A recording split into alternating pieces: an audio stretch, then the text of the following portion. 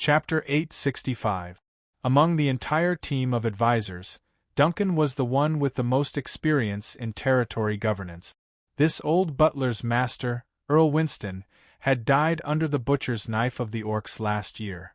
Although he was dug out by Roddy, he never said a word. Obviously, he did not dare to express his opinion without knowing Roddy's temperament. But Roddy would not let him continue to play dumb. "Duncan, I know you have a certain amount of experience in large-scale battles. Come, tell me what I'm doing now is reasonable, and what's the difference between your experience and mine?" Duncan did not dare to refuse Roddy's direct question.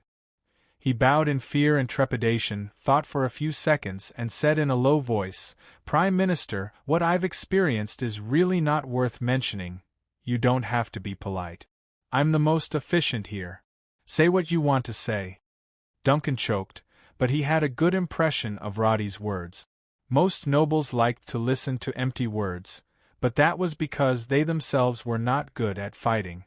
Not to mention that their brains were not sharp. Just the complicated data alone was not something that many people could listen to.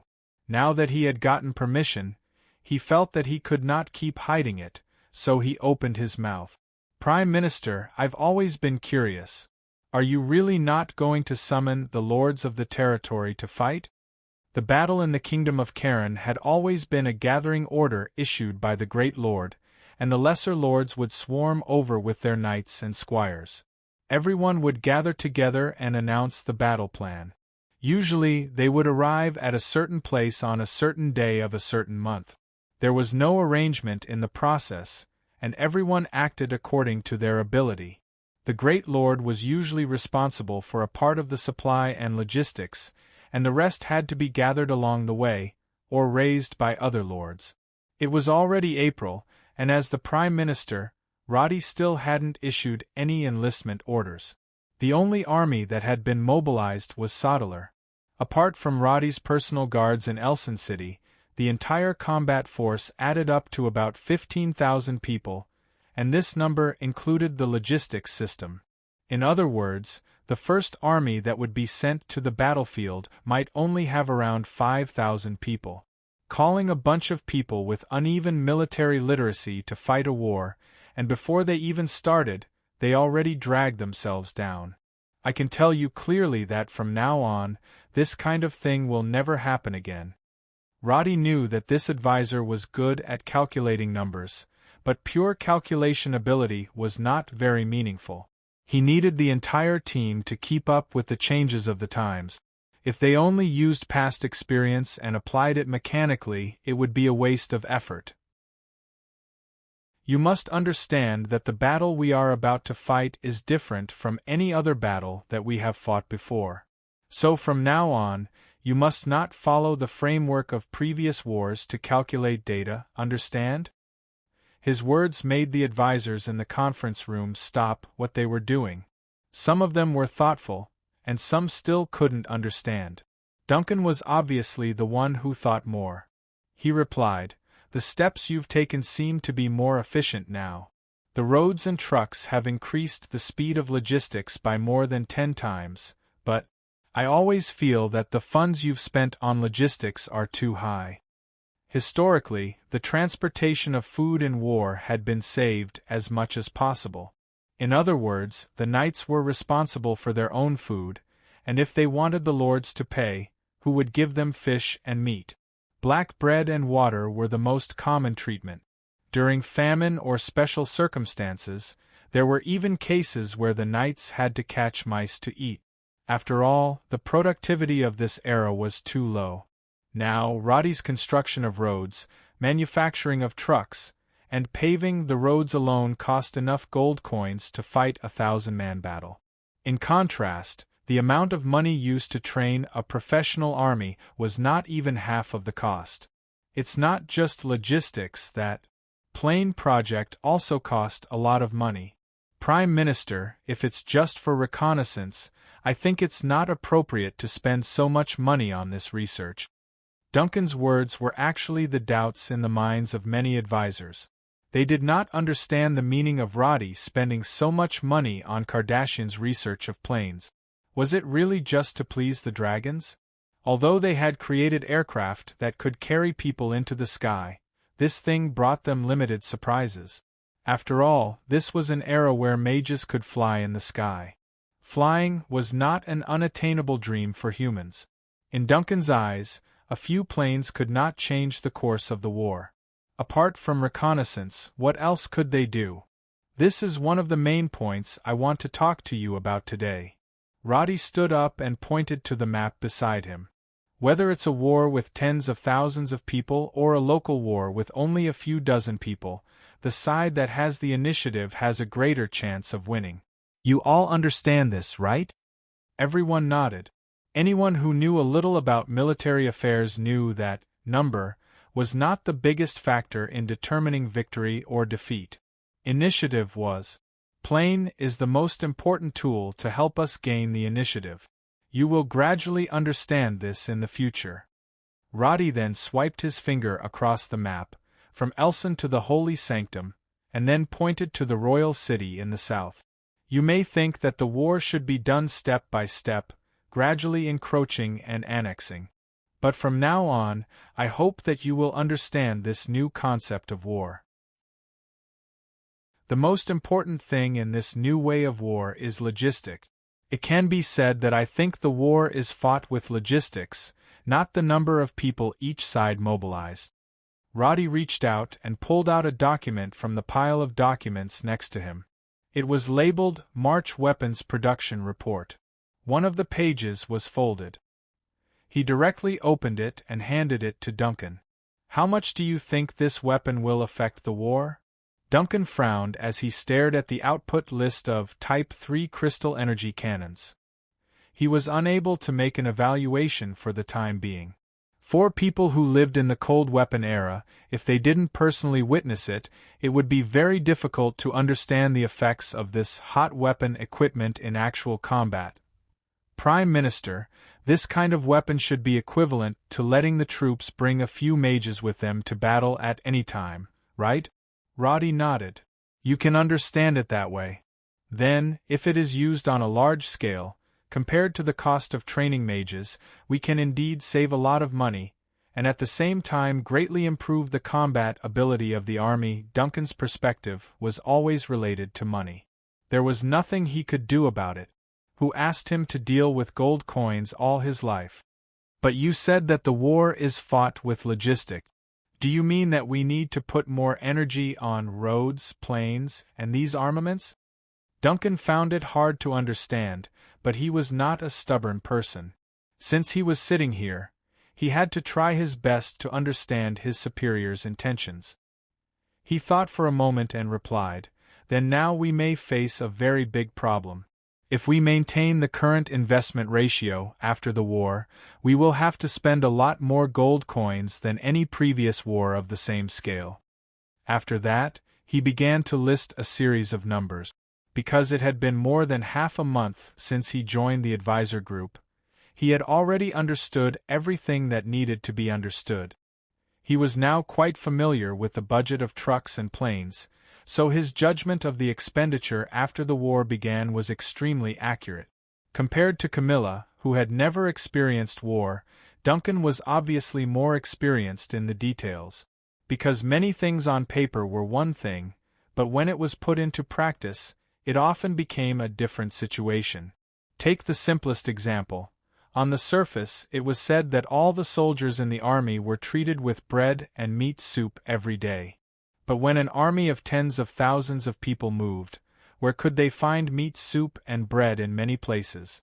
What if the words she brought changed in the middle? If they used a refrigeration array, how much would it cost? How many crystals would it cost? How much would it cost in the middle? If they were to find substitutes, who would supervise in the middle? How to implement it? How much extra expenditure would there be? It was difficult for Camilla to imagine things that she had not experienced before. Duncan was very familiar with it and supplemented the various details on the calculation of military expenditure. But the result was that the preliminary budget for the whole war was higher than before.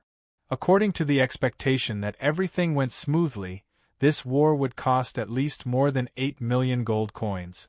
This number was very shocking, because in the past wars with the same number of people, it might take 2 years to spend so much gold coins.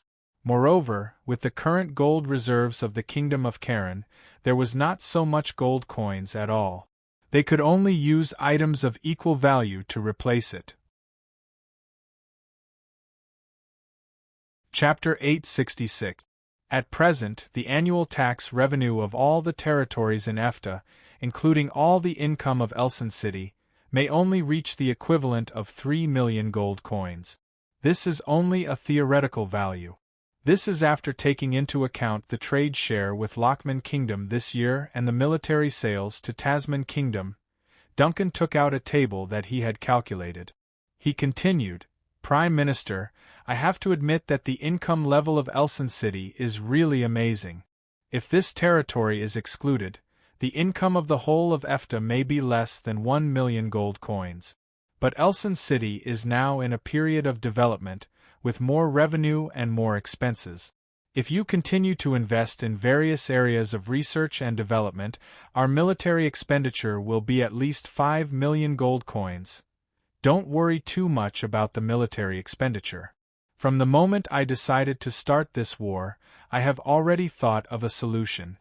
Roddy took out a letter. "We don't have enough military expenditure, but we can borrow it. Lochman's fleet will arrive in half a month." Duncan obviously did not expect such a method. He had heard of borrowing money to fight a war, but it was extremely rare in the Kingdom of Karen. Even if there was a similar situation, it was only a battle of 1,000 people in a small territory. A poor lord would take charge of a rich lord, and borrow usury to hire mercenaries to work for them. Even so, there were not many who were willing to borrow money, because the credibility of the current lord system was very poor. If a lord was destroyed, then the money that was lent could not be recovered. If the lord became big, to recover the money, it also depended on whether the other party was willing or not.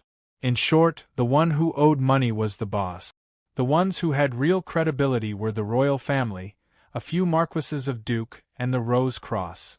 But the wealth of these forces, compared to Roddy's current spending, was nothing. Is it really okay to borrow so much money from a country? With the cobalt gold ore as a guarantee, and the magic technology of Elson City as a deposit, plus some port conditions, Lochman is obviously very willing to cooperate with me. Roddy had actually started making this move a long time ago. Ever since Lochman's council changed its stance and showed its goodwill to Elson, he had been considering the feasibility of a war loan. Based on the powerful and rich impression he had left on them, coupled with Houdini's analysis of the Mage Council, the loan that had been discussed since February was finally settled after the new fleet arrived at the port. The interest on this loan was very low, no more than 7% a year, and it could be paid off in 3 years. This meant that Roddy had solved his worries. At least for the next 8 months, he didn't have to think about tightening his belt. War was a battle of economic strength. In this aspect, the royal family, which had almost zero foreign trade and could only rely on their savings, was no match for them. Roddy's budget for the war was 8 million gold coins, and if Charles II were to fight according to the traditional model, the budget for a year would be less than 1 million gold coins at most. At the same time, for the royal family that had been ravaged by the orcs, it was another matter whether they could fork out that much money. Turkin did the calculations in his mind, and suddenly felt that the boulder that had been pressing on his heart had mostly disappeared. Originally, he didn't think that Roddy could have any profound insight into the economy, and he was actually a little arrogant in his heart. But after seeing Roddy's ability to borrow money using the country as a unit, he was really impressed by this execution ability. To be able to solve this problem, the war is already half won. This was his biggest emotion. Money was too important for war. He had witnessed many defeats in wars, big and small, not because the soldiers were not good enough, but because the party fighting the war had spent all their money. The soldiers did not have enough pay, and they did not even have enough to eat. No army could escape the fate of being defeated without a fight. The other members of the advisor team were also surprised by this amazing loan method and amount, and even some of them did not quite believe it. But Roddy did not feel much about this behavior. In the era he had experienced, borrowing money to fight a war was almost a common thing in modern times. But Roddy was not a war maniac whose goal was to defeat the enemy. He always remembered one principle: war was the continuation of politics. The purpose of starting this war and the follow-up plan had long been included in the future strategic guidelines. Roddy's current fundamental goal was very clear. He had now bet on the future of Elson and even the whole of Ifta. What the future would be like would depend on how this war would turn out. On the 1st of May, troops had begun to gather in the east of the kingdom of Karen. Because of the death of Count Milner in the war last year, and the replacement of Count Moore to deal with the orcs, it was now difficult for Charles II to find the most suitable candidate to fight the war. In the era of cold weapons, Charles II had little choice in strategic planning. The only thing he could do was to first gather troops to take down the Holy Sanctum, the outpost of Ifta, and then march west, step by step. Only after successfully entering the hinterland of Ifta, he would consider how to divide his troops to attack other places. After all, for him, there was only one way to enter Ifta. Let the army cross the central mountains? That was simply nonsense. Even with the support of the dragons, Charles II would not really think that these dragons would be willing to help him transport the troops from the top of the mountain. Until now, the greatest support that the dragons had provided was the Dragon Tower, Magic Academy and Magic Guidance. Although it did not sound like much, as long as such support existed, the prestige of the royal family would be established, and the surrounding lords would not have the slightest bit of disloyalty. In such a situation, Charles II's mood of not being able to find a suitable commander also improved a lot. In his eyes, the war that was about to be fought now was not very technical. Previously, when dealing with the orcs, it was because the orcs were powerful and came and went like the wind. They needed someone who was good at fighting in the field to deal with them in time. Now that Ifta was completely on the defensive, Charles II and his group of nobles analyzed and thought that Sally did not have the guts to take the initiative to attack, and would definitely rely on the fortress to defend the battle. Therefore, the final order was for Earl Harrison of the northeast of the kingdom to take the lead. Earl Harrison was nearly 50 years old this year. Guarding the northeast of the kingdom, he had to face the attacks of scattered bandits from the eastern mountains all year round. After more than 20 years, he had accumulated a lot of combat experience. Last year, Sauron led the orc troops through his territory. Because of the timely withdrawal of the defense, Earl Harrison did not suffer any losses. This made Charles II quite concerned, and he thought that he was a talent. In reality, it was because Sauron did not have the time to pay attention to him. The mountains in the east were also a natural barrier.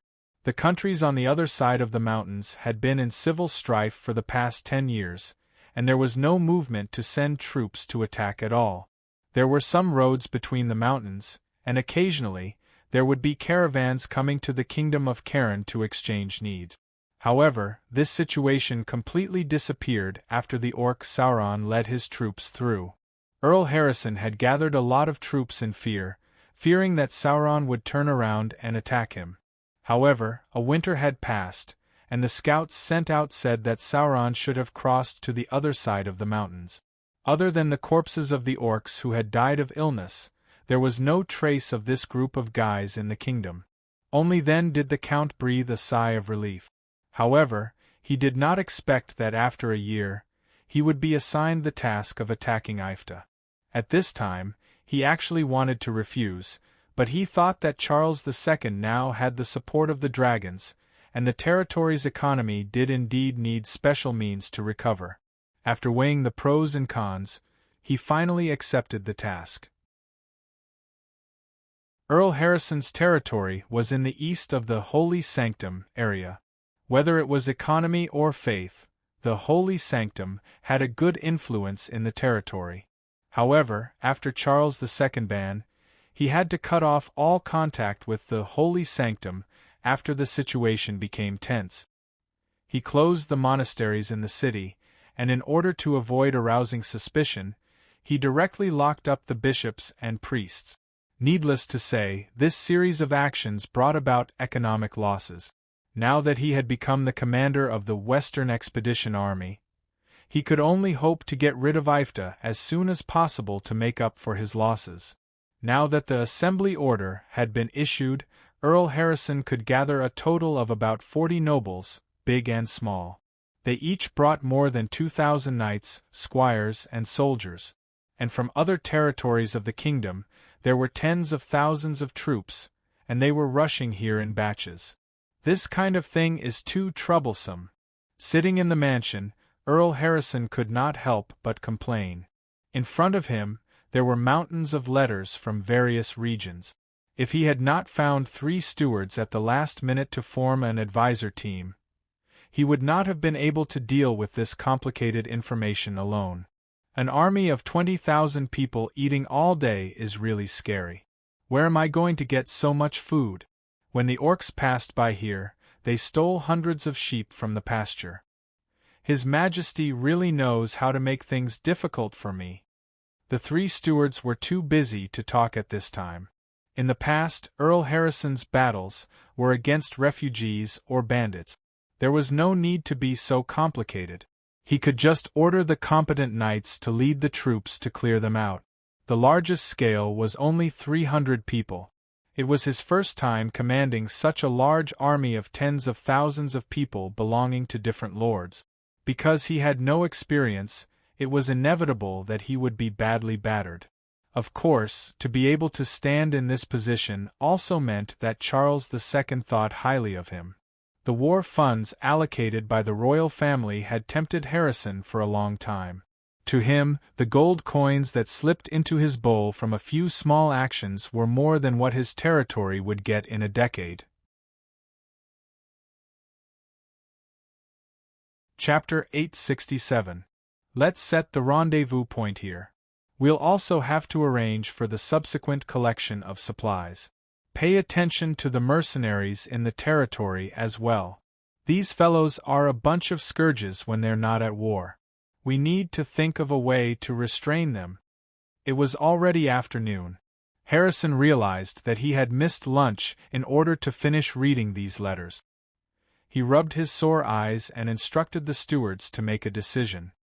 He then waved his hand and said, "Go rest if you're almost done. We'll talk after lunch." "Yes, master." The stewards bowed and watched Harrison leave before massaging each other's stiff necks. One of them whispered, "Why is it so troublesome to fight a war? So many counts and viscounts have gathered here, but will they really listen to master's orders?" With His Majesty's orders, they should listen. Previously, when we were dealing with the refugees, there were knights who disobeyed orders and plundered everywhere. Do you think these nobles will listen obediently? Forget it, forget it. There's nothing more to say. We'll just do as master says. The 3 stewards spoke one after another as they placed the letters and the written plans on the table before leaving the room. The servants locked the door, and the surroundings fell into silence. A few seconds later, a figure suddenly appeared on the beam that was originally empty. Nora jumped down. As she was wearing special soft shoes, her landing was so light that it was almost silent. Teflon was wearing a dark, tight-fitting robe with leather armor protecting her vitals. Her style was clearly one of mobility. At the same time, her shirt had 4 pockets, and there were a few strange tools hanging on her waist. Nora's long hair was tied up tightly. She silently walked to the desk and listened carefully for any movements outside the room. Then, she quickly flipped through the document. Although she was not proficient in Bilinga, she could understand the simple spelling. So, she quickly confirmed that the contents of the papers were the information she needed. However, she did not take these things away. Instead, she took out a pile of palm-sized metal blocks from her pocket and a finger-sized charging crystal from her pocket. After quickly embedding them on the back of the device, she covered the paper with it and activated the magic circle. Kardashian had personally improved and developed this imprint circle. Her earliest motivation was that the photography in the newspaper was very useful, so she began to simplify the magic into a magic circle so that the ordinary people in the newspaper could operate it. Roddy, in order to better his intelligence gathering, simplified the magic circle and changed it to the one in Nora's hands. It could copy the image it was facing onto a thin metal sheet. Although it could only take one picture at a time, the advantage of this method was that it did not need to take the original, and at the same time, it could ensure the completeness of the information and all the details. Nola was extremely nervous as she did all this. Although she had received several months of military training and had trained in the wild many times, it was still her first time on a mission. During filming, she inserted the crystal crookedly several times because her heart was beating too fast. After a full 5 or 6 minutes, the filming finally ended. When she carefully put all the letters back to their original positions, folded the metal pieces and stuffed them into her pocket, the sound of footsteps coming from outside the door made her breath stop. But Nola immediately took a deep breath, turned around and dashed towards the predetermined escape route. When the wooden door was pushed open again, the servant in charge of cleaning did not see any extra figures. He glanced at the open window. The curtains moved slightly, but it was obvious that it was because of the wind. Nola had already jumped down from the second floor, landing on the lawn downstairs with all 4 limbs. After that, she sped up and rushed towards the backyard of the mansion. The escape route had been predetermined long ago, and it was in the blind spot, so the guards standing not far away did not notice a figure passing by behind them. These people only heard a few subtle noises on the grass behind them. Some of the guards turned around and thought that it might be a hare or a mouse, so they ignored it. This Teflin's acceleration talent gave her the ability to move almost instantaneously. When she successfully jumped over the wall, although she did not use much of her stamina, she was still nervous and breathed heavily for a long time. Her clothes were too conspicuous, but she was also prepared. After quickly running to a house not far away, Nola rummaged through a haystack and found a package. Pulling out a long dress from within, she put it on. Reaching out, she tore off the straw rope tied around her hair. Using her shape-shifting ability, Nora quickly transformed herself into a young woman with freckles on her face and a slightly tanned complexion. Her transformation ability could temporarily be used on her face, but it was difficult for Teflin's unique legs and feet to change into human form, so she had to use the long dress to cover them. Walking out from behind the haystack, the female agent who was dressed in tight clothes earlier had already turned into a village girl. However, if one were to look closely, her face was filled with uncontrollable joy. Because Nora had successfully completed her first intelligence-gathering mission. Among all the trainees in the Intelligence Bureau, Nola's results were always the highest, so she was directly assigned to spy on confidential information. Although Count Harrison's mansion might be heavily guarded, for Nola who had undergone professional training, it was really not as difficult as the training in Elson City. In other words, the nobles in the Kingdom of Karen did not have any anti-reconnaissance awareness. The degree of protection for intelligence could be said to be basically zero. Earl Harrison's mansion also had a mage, but the latter usually stayed in the magic tower and would not follow around like a bodyguard. Also, the mage's level was not high. After a few days of observation, Nola felt that if she wanted to kill the mage, it would only take her a few seconds. The whole process of spying was unusually easy, which actually reflected Nola's very strong personal qualities.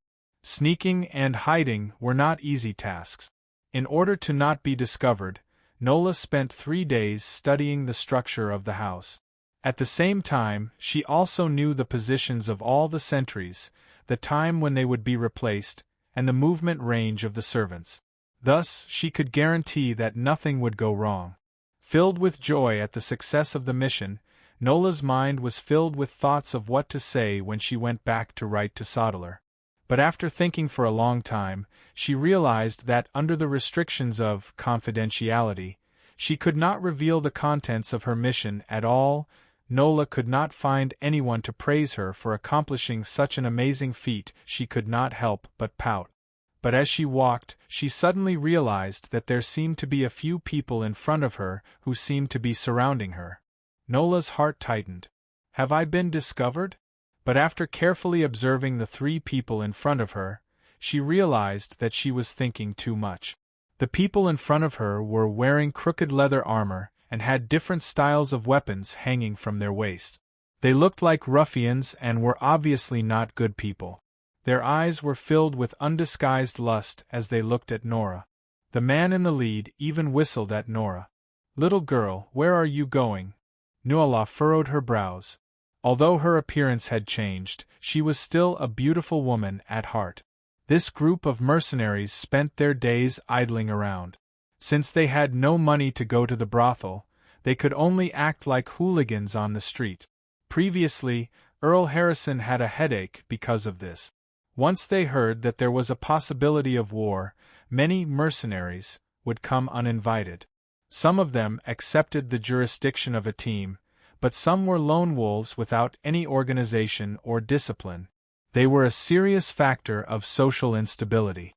Although the Earl had his own city defense team and laws, this was a special period. Everyone was so busy that their feet did not touch the ground. How could they have the time to judge the mercenaries who committed crimes? Therefore, no one cared about the small mistakes these people made in this city. As time went on, these people who did not know how to restrain themselves would become more and more arrogant. The 3 people in front of her obviously did not have good intentions. Nola had no intention of getting entangled with them.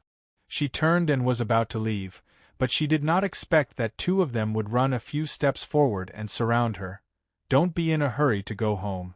Come, accompany us for a drink." "How about it?" the 3 mercenaries said as they came closer.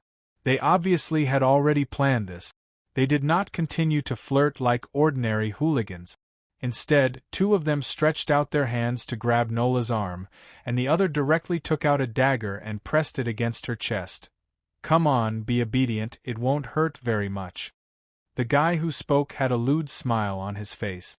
Many people on the street saw their behavior, but mercenaries were people who put their heads on their waists to make a living. Who dared to stop them?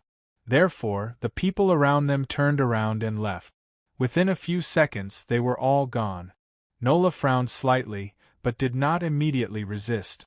She was just happy, and now that this happened, she realized that this territory was too different from Elson City.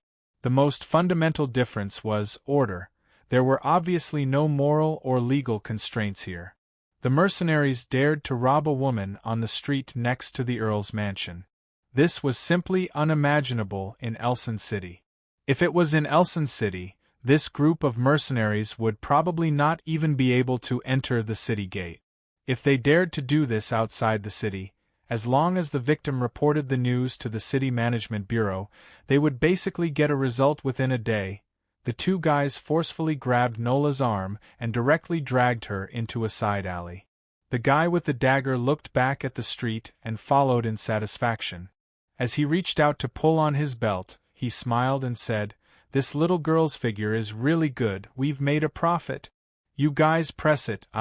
Before he could finish his words, he looked in shock at his companion standing on Nola's left. "What's wrong?"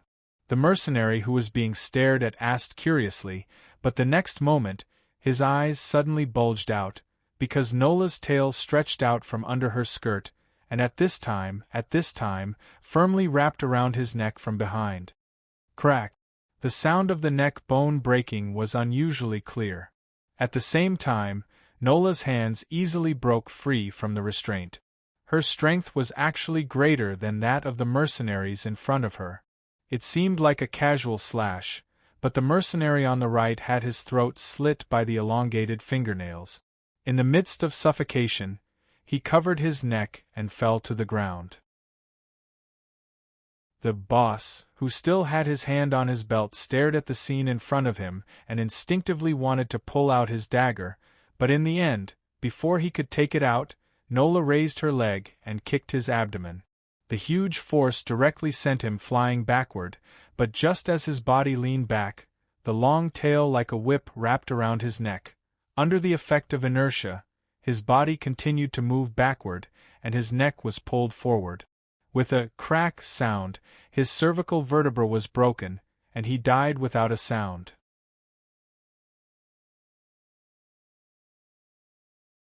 Chapter 868. Although she dealt with the enemy quickly and decisively, this was indeed Nora's first time killing someone. Even after running for 2 blocks, her hands were still trembling, and her face was as pale as a vampire's. After running like this for 5 to 6 minutes, she finally calmed down when she returned to the intelligence transfer point according to the predetermined route. Calm down, she recalled what Sodeler had said when he talked to her about killing.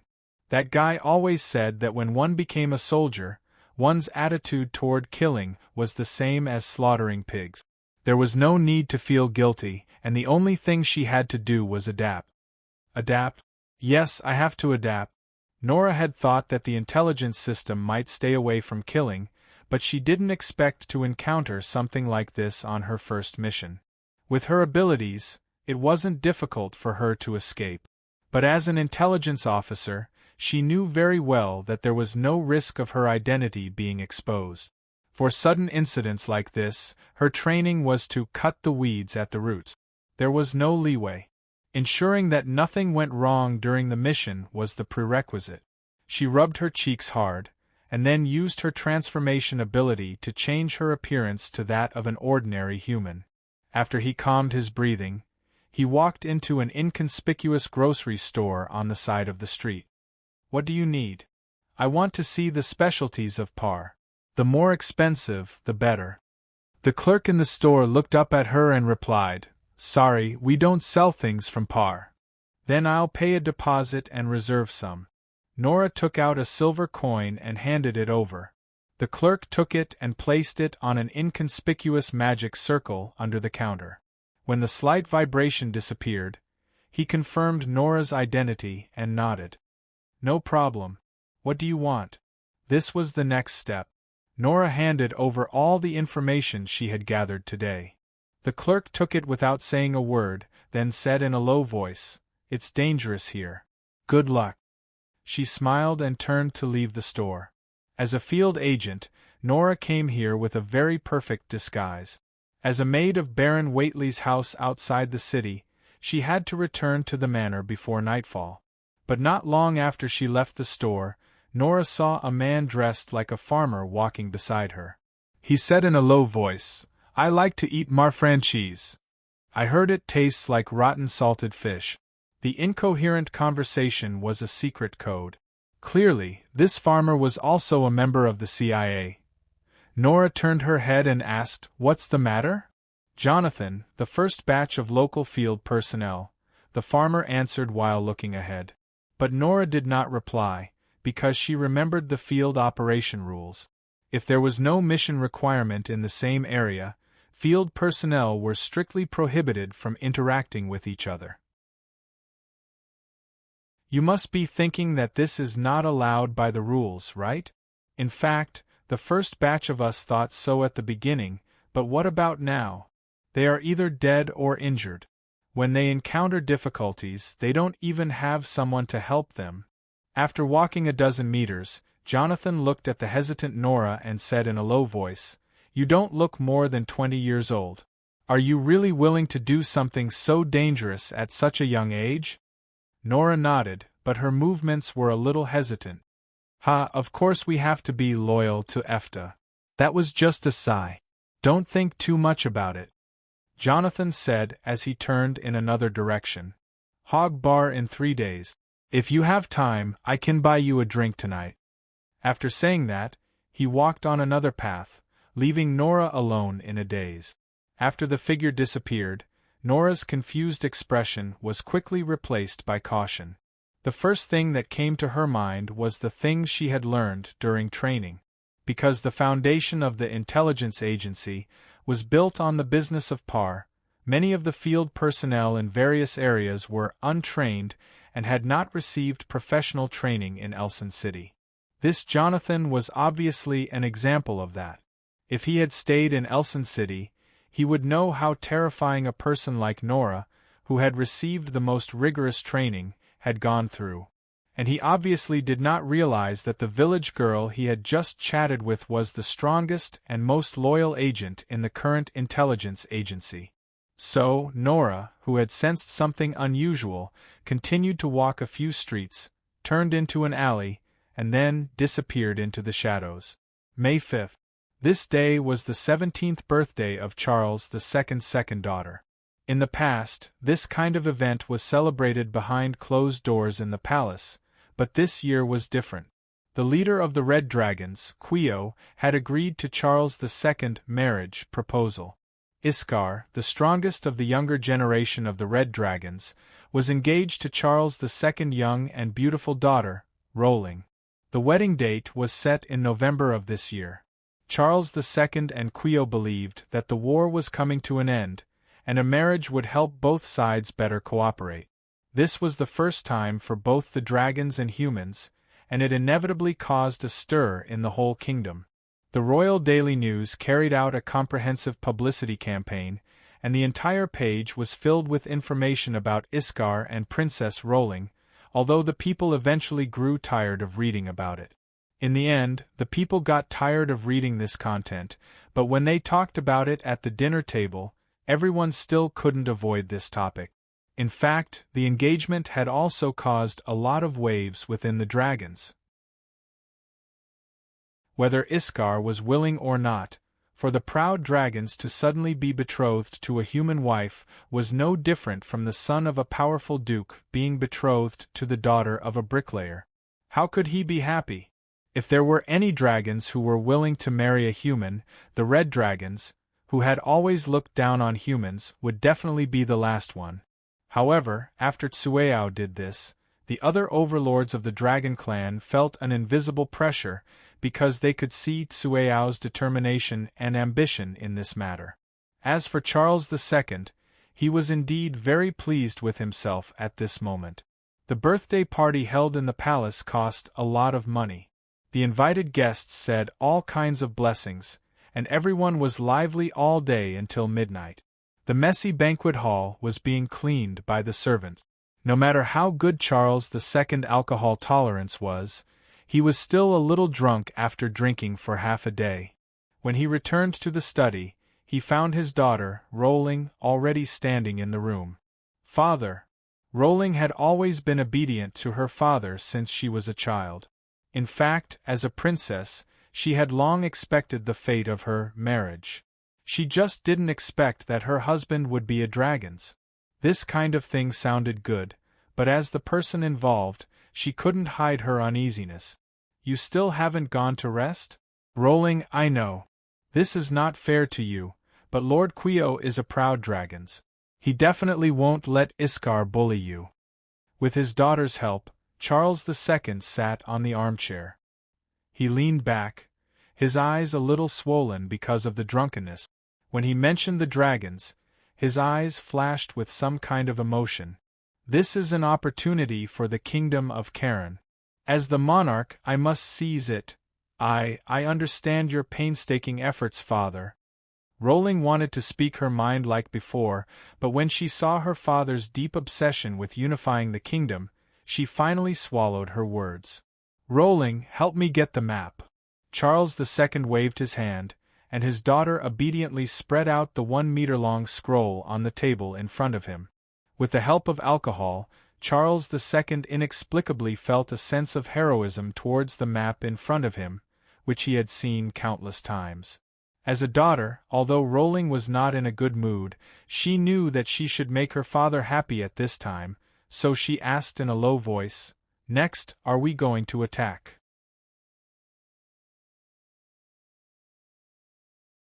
Chapter 869. Charles II's gaze swept across the area of the holy sanctum and went straight to the hinterland of Efta. He had already envisioned countless attack plans in his mind. He even had a draft on how to surround Hollier and how to attack Elson. At this time, with only his daughter by his side, he did not think too much like he did with the group of nobles in the council hall. He said, "I actually quite admire that Sally now. She grasped the political power of Efta at such a young age and even dared to stand up against me independently. Now that the dragons are on our side, it's only a matter of time before we swallow this fat piece of meat called Efta." Rolling. To tell you the truth, I even thought about marrying that Roddy at first, but now that he has raised the flag to fight against us, I naturally have to teach him a lesson. Rolling's gaze trembled slightly. Although she had thought about marrying Roddy, she did not feel comfortable hearing her father speak of her like a bargaining chip. But now she knew that she had no choice, so she whispered, "Will they just wait for death? I thought they wouldn't, but now it seems that these guys have already fallen into chaos internally." Charles II was somewhat pleased with himself. His fingers tapped on the armchair's handle. "Intelligence shows that they have not issued any conscription orders until now. The lords themselves don't know what's going on, and those guys in the cabinet are starting to sing a different tune. TSK, they even have an intelligence agency. This is really ridiculous. Setting up an intelligence agency in my territory, do they really think that I can't get people in?" There was a lot of information in these words, but Rolling usually did not care about these things.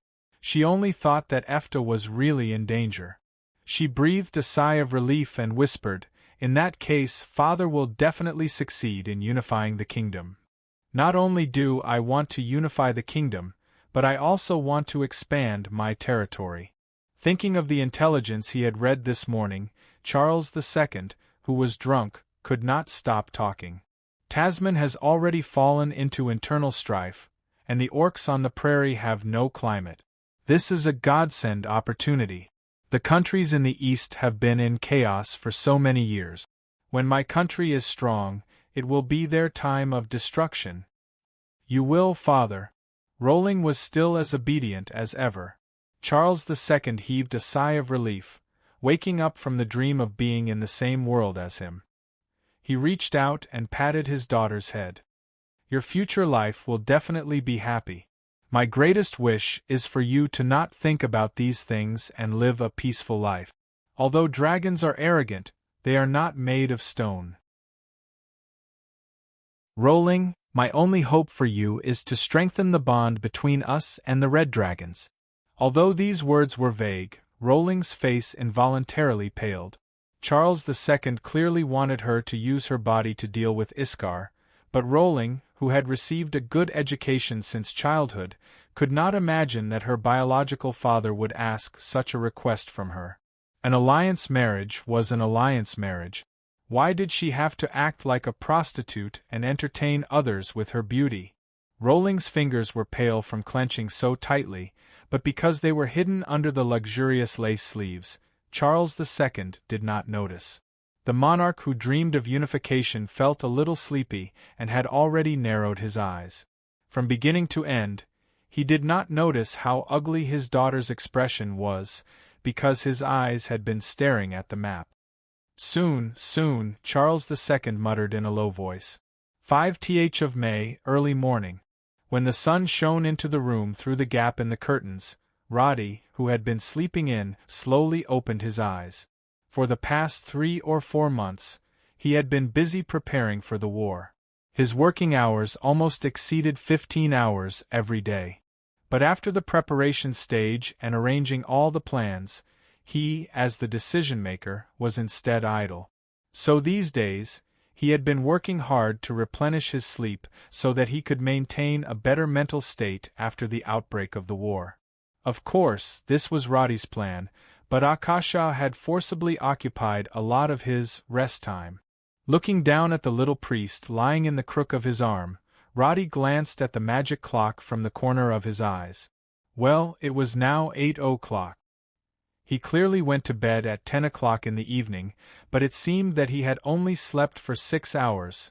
The little priest in the quilt pressed her smooth skin against Roddy. When he raised his arm slightly, he could fully feel her fullness and softness. After absorbing the dragon crystal, Roddy's physical strength was strong and his energy was infinitely exuberant. Until now, he was even a little helpless with his instinctive reaction. In order to not continue to stimulate his body, he moved his body to the side, for fear of touching Akasha. As a result, as soon as he moved, the little priest opened her eyes. "I still want, stop fooling around. Look at what you've become." Roddy didn't know whether to laugh or cry at Akasha's words. "If you want to have a child, you can't even get out of bed, and you still toss around. I really don't know what to say about you." Akasha blushed at his words and leaned on Roddy's chest, faintly saying, "But it's been a few months, why am I still not pregnant?" After saying that, her face was a little gloomy. "Is it because my body has some problems in the past, so I can't give birth?" This was not without reason. From the first time she and Roddy had sex, it had been almost a year. Roddy did not use any contraceptive measures, but Akasha was still not pregnant. This result was indeed easy to let one's imagination run wild. There was no gynecology in this era, and the so-called medicine was covered by theology. After all, most diseases could be cured by the holy light, but the holy light was not omnipotent. According to Roddy's own observations, the effect of the divine spell on external injuries was very significant. However, for internal diseases there was often no immediate improvement. Usually, the divine spell would only relieve the pain and wait for the patient's body to heal itself. If the patient encountered cancer or internal organ failure, the divine spell would not be able to save them. Akasha also knew the shortcomings of the divine art, so the first thing she suspected was that when she suffered in the Viper Cross before, perhaps it left her body with an incurable hidden injury. But Roddy quickly interrupted her. "What nonsense are you talking about? I think it may be because my body was transformed by the dragon crystal. In this situation, I can't be compared with normal human beings. Isn't there a record in history that the probability of Dragonians being born is very low?" In fact, he himself did not know the specific reason, but Roddy used to watch a lot of palace dramas when he was on Earth, and also knew that women were very sensitive in this aspect. If the two of them did not have children, the one to blame was often the woman. This was the epitome of a patriarchal society. Now in this world, this thinking pattern had not changed. Roddy did not want his wife to suffer from depression because of this, so he quickly looked for the reason himself. Akasha was not stupid, of course, she understood that Roddy was protecting her. Although Roddy still had Sally and Kardashian, she really could not understand his biased intention. On the contrary, she could feel that Roddy was doing his best to consider her feelings. This kind of happiness of being cared for, in fact, had long exceeded her expectations. "Alright, don't think so much. You also need to rest your body. If you continue to struggle like this, I think you won't even be able to go to the laboratory." After saying that, Roddy kissed her cheek. Although they had been together for so long, the little priest still shyly lowered her head, twisted in his arms, and whispered, "If you don't want to go, then I won't go, I'll just stay here." This kind of shameless behavior was really a test for Roddy. He tried to calm his lower body and changed the topic. "Do you have any clues about the matter with Edith? It's very difficult. I can't find a way to reconstruct her body at the moment. If we find a corpse to inject a soul into, it is even more unrealistic. This is like pouring magma into a bottle, it might lead to very terrible things." Akasha shook her head, a little discouraged. "I feel so bad. Things like souls are too complicated, it is impossible to study at all. I did not say that you have to find the answer in a few months, don't let yourself get stuck in a dead end." Roddy comforted her, and then sat up hugging the lump of flesh and said, "I still have things to do today, if I sleep any more, I will become a little sow. Humph humph. Akasha moaned twice in Roddy's arms, and then laughed at herself. At this moment, there was a sudden sound of the door opening in the living room. Before Akasha raised her head, the bedroom door was pushed open. Akasha quickly got up with an ah and burrowed into the quilt. She was too tired last night, and when she slept, she did not even wear underwear. How would she dare to see anyone now? But Kardashian, who came in, did not care about this at all. She walked in with a smile, and said to Roddy, who had a helpless face, let's go, I'll bring you to see something good." After that, she sat on the bed, stretched out her hand, and patted Akasha's butt in the quilt. Can't you let Roddy take a vacation?" "Aya." Akasha was so shy that she did not even dare to show her head. She was really convinced by the style of this Miss Dragons. She could not be angry because she, a Dragons, did not care about the privacy of humans. In the past few months, she really went into Roddy's bedroom whenever she wanted, and never knocked on the door. Roddy was obviously used to the style of the first wife. He rubbed his hair, which was like a chicken's nest, and said helplessly, "Don't say it like you're giving me a vacation." Okay, I won't say it anymore." Roddy, whose face was pinched by Kardashian, quickly begged for mercy. In front of her, Roddy was really weak, but in fact, this was also intentional.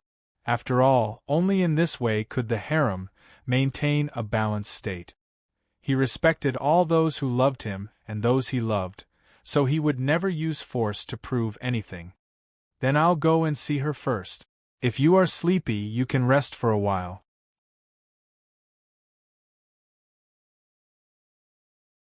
Chapter 870. Roddy hurriedly cast cleanse on himself, and was just about to find some clothes to change into, when Kardashian waved her hand and condensed a black suit with elements. "This suit is more handsome. Let's go. You're attending a formal occasion today." Kardashian dragged him out of the mansion, and then directly flew into the sky. From hundreds of meters in the air, Roddy could see that the railway tracks in Elson had been laid to the end of his sight, and the roads were extending in all directions beyond the plain. At this time, there were many moving shadows on the main road to Elson, presumably the merchant caravans selling goods. The large tracts of farmland outside the city had already turned bright green, and under the control of artificial rainfall, the growth was very good. After a few glances, Kardashian began to descend. The huge military airport was located 5 kilometers southwest of Elson City, and there was a road to the port that connected to the huge military airport. From the sky, there was also a huge wooden factory next to the airport. Because there was a roof, Roddy did not know what was inside. After landing at the airport, the first thing that came into view were the 2 Falcon reconnaissance planes that had been put into use on the runway. After more than a dozen improvements, they were somewhat different from the planes in Roddy's impression, mainly because the airport here was not just a square, there was a large magic circle specially for taking off and landing below. When his feet landed next to the airport, a Falcon was waiting to take off. The airport ground crew in a red command uniform gestured to the pilot on the plane, guiding the Falcon into the takeoff area. As he gestured to take off, the ground under the plane suddenly lit up with a pale yellow light, and an invisible force lifted the stopped plane, and the Falcon also retracted its landing gear, which was not big to begin with. "This feels like a maglev train." Roddy sighed, and then he heard the rapid increase in the noise of the reconnaissance plane's propellers. Because there was no friction between the landing gear and the ground, with only air resistance, it quickly accelerated to the point where it could take off in less than a distance of less than 300 meters. As the wings lifted, the fuselage quickly pulled up, and soon disappeared into the sky. Although this kind of investigation had been going on for a few months, Roddy was still overwhelmed with emotions when he saw the scene before him. Kardashian took his hand and said proudly, "Come, I'm not letting you see it today." She dragged Roddy along as she walked into the airport workshop in her high heels. The huge factory was more than 30 meters tall. In this era, no one could build such a large building with so few materials. But for Kardashian, who had studied structural mechanics, it was not difficult at all.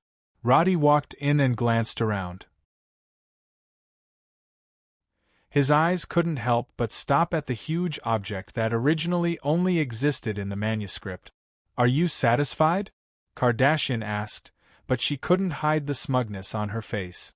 Without saying a word, Roddy hugged her and spun her around twice, and then kissed the young lady who couldn't help but burst into laughter. Sylvia, Evelyn, and the other mages were not far away. They looked away in embarrassment when they saw this scene, and at the same time, they were secretly surprised by the relationship between the Sir Lord and the dragons.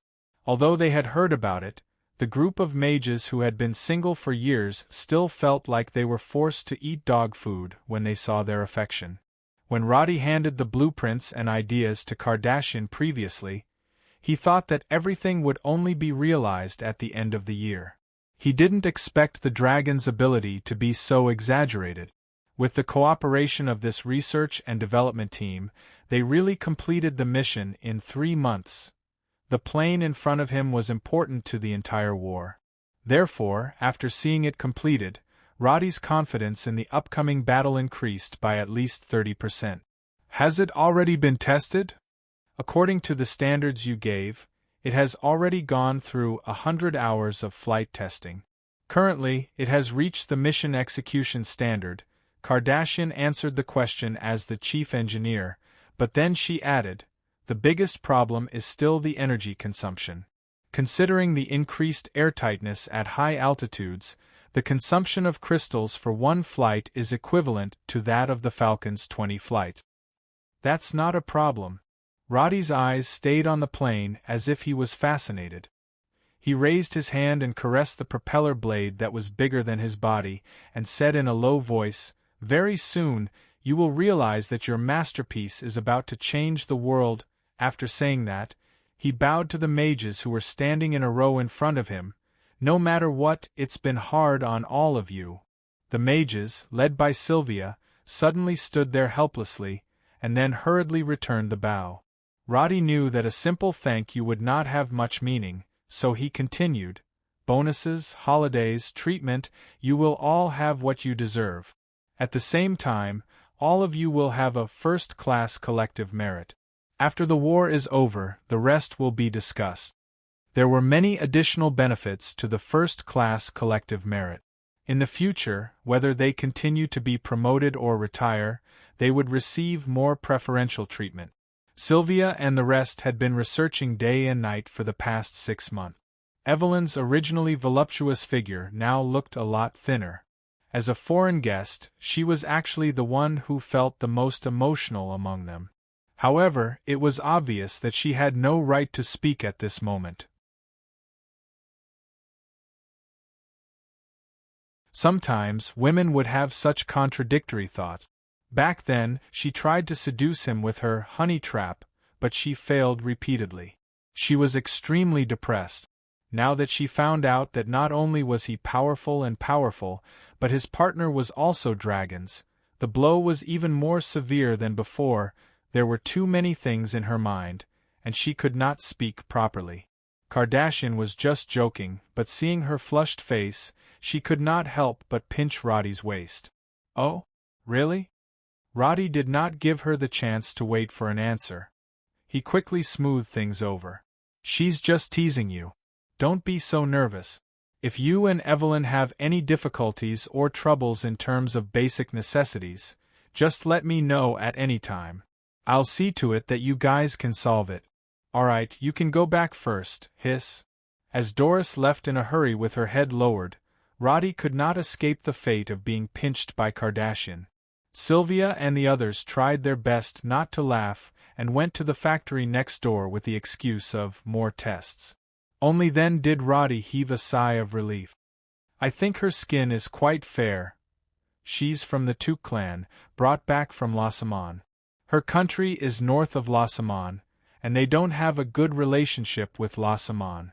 So, I thought that maybe I could use them to restrain them in the future. Hey, I really didn't mean anything else. Be gentle. You're full of ideas. Kardashian could also see that Roddy was indeed not very interested in that girl, so she changed the topic. What did the letter say? I gave Nora the right to report information alone. I didn't expect her to use it now. Roddy smiled. I can see that she's quite diligent. She found a double agent in the Intelligence Bureau. Double agent? Why don't you just say that he's a traitor? Kardashian was stunned for a moment before she realized what he meant. She then waved her hand and said, Why don't we just kill him? No, no, no. I actually need this kind of person. In the past, the war was all on the surface and it was very difficult to use intelligence. But now it's different.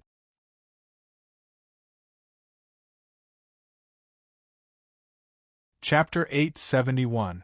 Sodeler looked at the weapons rack in front of him, his eyes thoughtful. He lived a very disciplined life.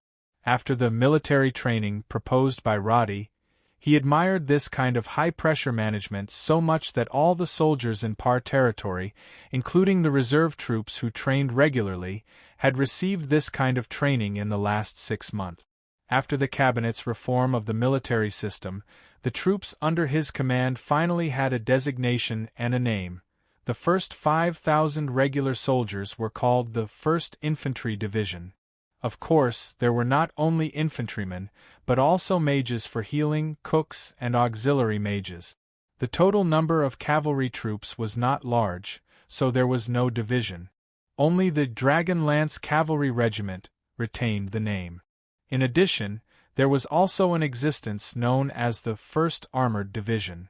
This establishment included all 85 heavy-duty trucks that were put into the battlefield, and this number was constantly increasing by one every 3 days.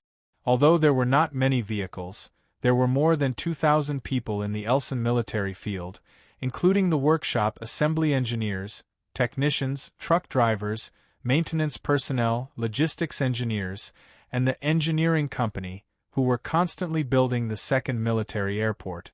This unit was almost invisible on the battlefield because they were now rushing on the roads of the kingdom all day long.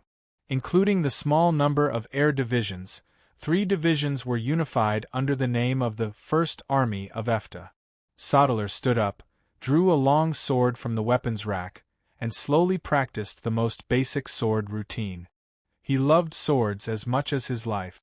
The other facilities in this tent were similar to those of ordinary soldiers. The only difference was perhaps his row of weapons and the sand table next to it. As the Baron of PAR territory, Sodeler did not live in the manor and enjoy the service of the servants. Instead, like the soldiers, he spent all day in the barrack. In other words, PAR territory had now become a complete military town. Most of the residents had been completely released from work and enlisted in the army, because they found that the pay and treatment they received as soldiers completely exceeded the income they earned as farmers. Even women could apply for some short-term jobs such as washing clothes, mending shoes, or mending clothes and shoes, and get a high salary. Logically speaking, in the feudal kingdom of Karen, when most of the people in a territory were released from work, what awaited them was an economic crisis and a food crisis. But in reality, PAR territory, which was supplied with food and gold coins by EFTA, had now become the first violent organization under the centralized regime. To put it bluntly, this place should not be called PAR territory, but PAR barracks. Sodeler had built 5 camps in the territory according to the organization and security need. He sat in the center, and there were 4 different troops training in each of the 4 directions. The distance between the military camps was more than 1 kilometer. At the same time, the discipline was strict. It was truly a closed training. In such a military camp, the spies who wanted to gather information in the past did not even have a chance to intervene. From February until now, more than 30 heads had been hung at the entrance of the camp. Anyone who tried to sneak into the camp, regardless of their identity, was killed without mercy.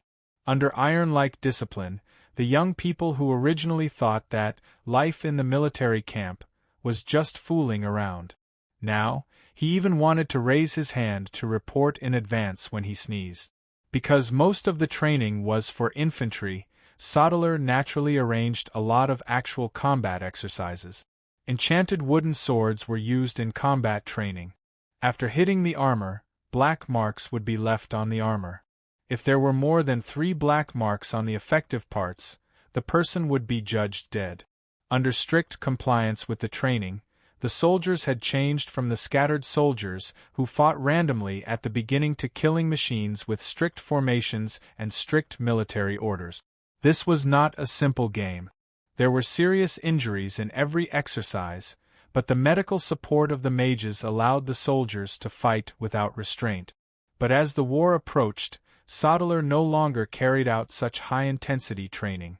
Instead, he focused on maintaining his condition. At the same time, he tried to popularize the experimental battlefield communication circle that he had just developed in Elson City. As soon as he finished chopping, the square circle placed next to the camp bed suddenly buzzed. His figure flashed, and he came in front of the circle. He reached out his hand and pressed a pattern on the circle. In a clear voice, he said, "Payer Territory Command Center, I am Sodeler. Please speak." Castle Dominique, commander of the 1st Infantry Division, Davian. The 1st, 2nd, 3rd and 4th regiments have assembled at 8:40 in the morning. There are 3,742 soldiers present. End of report. Good. Stay on standby. Over. Sodeler's reply was very short. After the circle finished operating, he checked the crystal scale on the circle according to the instructions in the manual. He then walked to the simple sand table and pulled out the 4 wooden patterns representing the infantry regiments from Payer territory. He inserted them on the other side of the map where Dominique Castle was located. This was the 4th batch of troops that had moved that night. Under Roddy's orders, all military movements in Payer territory were kept secret. There were mages monitoring the inside and outside of the camp with magic circles. It could be said that the nobles in the surrounding territories did not even know how many soldiers there were. As for Sodeler secretly transporting soldiers to the front lines at night, they could not imagine it even if they racked their brains. Many of them did not even know that the road had been repaired to Dominique Castle. They were even worried that the conscription order would not allow them to send out their troops. Sodeler's thoughts were meticulous. Although the number of soldiers in the camp had been reduced by more than half, they had started preparing a few months in advance. Now, even if someone was watching from afar, they would not be able to see anything amiss. In the past, the 4 battalions would take turns to listen to the speech. Now, it was one battalion going out 4 times in a row to listen to the speech. Sodeler stayed here to confuse those who were watching from afar. After all, in this era, the position of the commander largely determined the position of the main force of the army. So after he ended the call, he specially changed into a set of shiny silver armor, rode a white warhorse, and led his personal guards to patrol the 4 surrounding camps. Currently, most of the soldiers training in the camps were reservists. However, after such a long period of training, their combat skills had long reached the standard of being on the battlefield. However, the focus of Sodeler's inspection was not them, but the western camp at the edge of the forest. The soldiers here were very special. Not only were there human elites selected from each company, but there were also barbarian warriors who were all more than 2 meters tall and as strong as bears. There was also Teflon, who had the ability to transform and had super strong combat strength. There were only about 500 of them, and they did not belong to the 1st Infantry Division. They only had a simple name, Special Operations Company. Obviously, this division was only a shell at the moment, but it was obviously waiting to be expanded in the future. The training camp and facilities here were also completely different from the other camp. The most conspicuous thing was a huge wooden frame that was 50 meters tall, built with magic. Standing here, it looked like a huge and strange withered tree, overlooking the elite soldiers who were immersed in training all day. The commander of the Special Operations Company was the big barbarian Erwin, who had been sent here by Roddy for training. He was not only a bodyguard by Roddy's side. When the latter was bored, he would often talk to him about the ideas of the modern army. When he came to Par's territory, this big guy who was full of new ideas at first only started as a squad leader, and Sodeler personally took up the post of commander. But now that Sodeler was at ease letting him be the commander of this Special Operations Company, he naturally had confidence in his abilities. Seeing Sodeler coming over to patrol, Erwin blew the assembly whistle and quickly ran over to salute and report. This was all a standard routine. After Sodeler returned the salute, his tone was much more casual. "Has anyone been injured in the past few days?" "Reporting, Commander. Much better than 3 months ago. In the past week, there have only been 3 minor injuries. 3 months ago, when this team had just started training, the injury rate was more than half, and there were even cases of people almost dying. But with the increase of training and adaptation, this special operations team had clearly reached the standard of excellent military quality." "What only? Tell me when there are no more injuries. This kind of thing happened when we're about to go to the battlefield." "Commander, are we going to fight?" This was considered a private occasion, and both of them were comrades who had fought side by side, so they spoke casually. Seeing his eager expression, Sodeler said with a smile, "I don't know. Maybe tomorrow, maybe next year. Just take your men and wait for orders. Don't spread unnecessary news." Yes. My mouth is tight now." Erwin was no longer holding his trademark battle axe. His current equipment was not even close to that of a heavy infantry. He looked more like a lightly armed scout. His belt, thigh, and leather boots were all hung with all kinds of bulging things, but even Sodeler's personal guards did not know what these things were for. This team had a very mysterious aura. During normal training, guards were arranged around the camp, and they were not even allowed to get close to take a look. And of all the troops, although Sodeler had to patrol all the camps every day, he still valued this Special Operations Company the most. Don't be too intense these few days. Pay attention to adjusting your mentality. Although Sodeler did not say it explicitly, Erwin was not stupid. When he heard this, he immediately stood at attention. "Yes, Commander." Sodeler was currently the overall commander of the First Army, so he was addressed as Commander.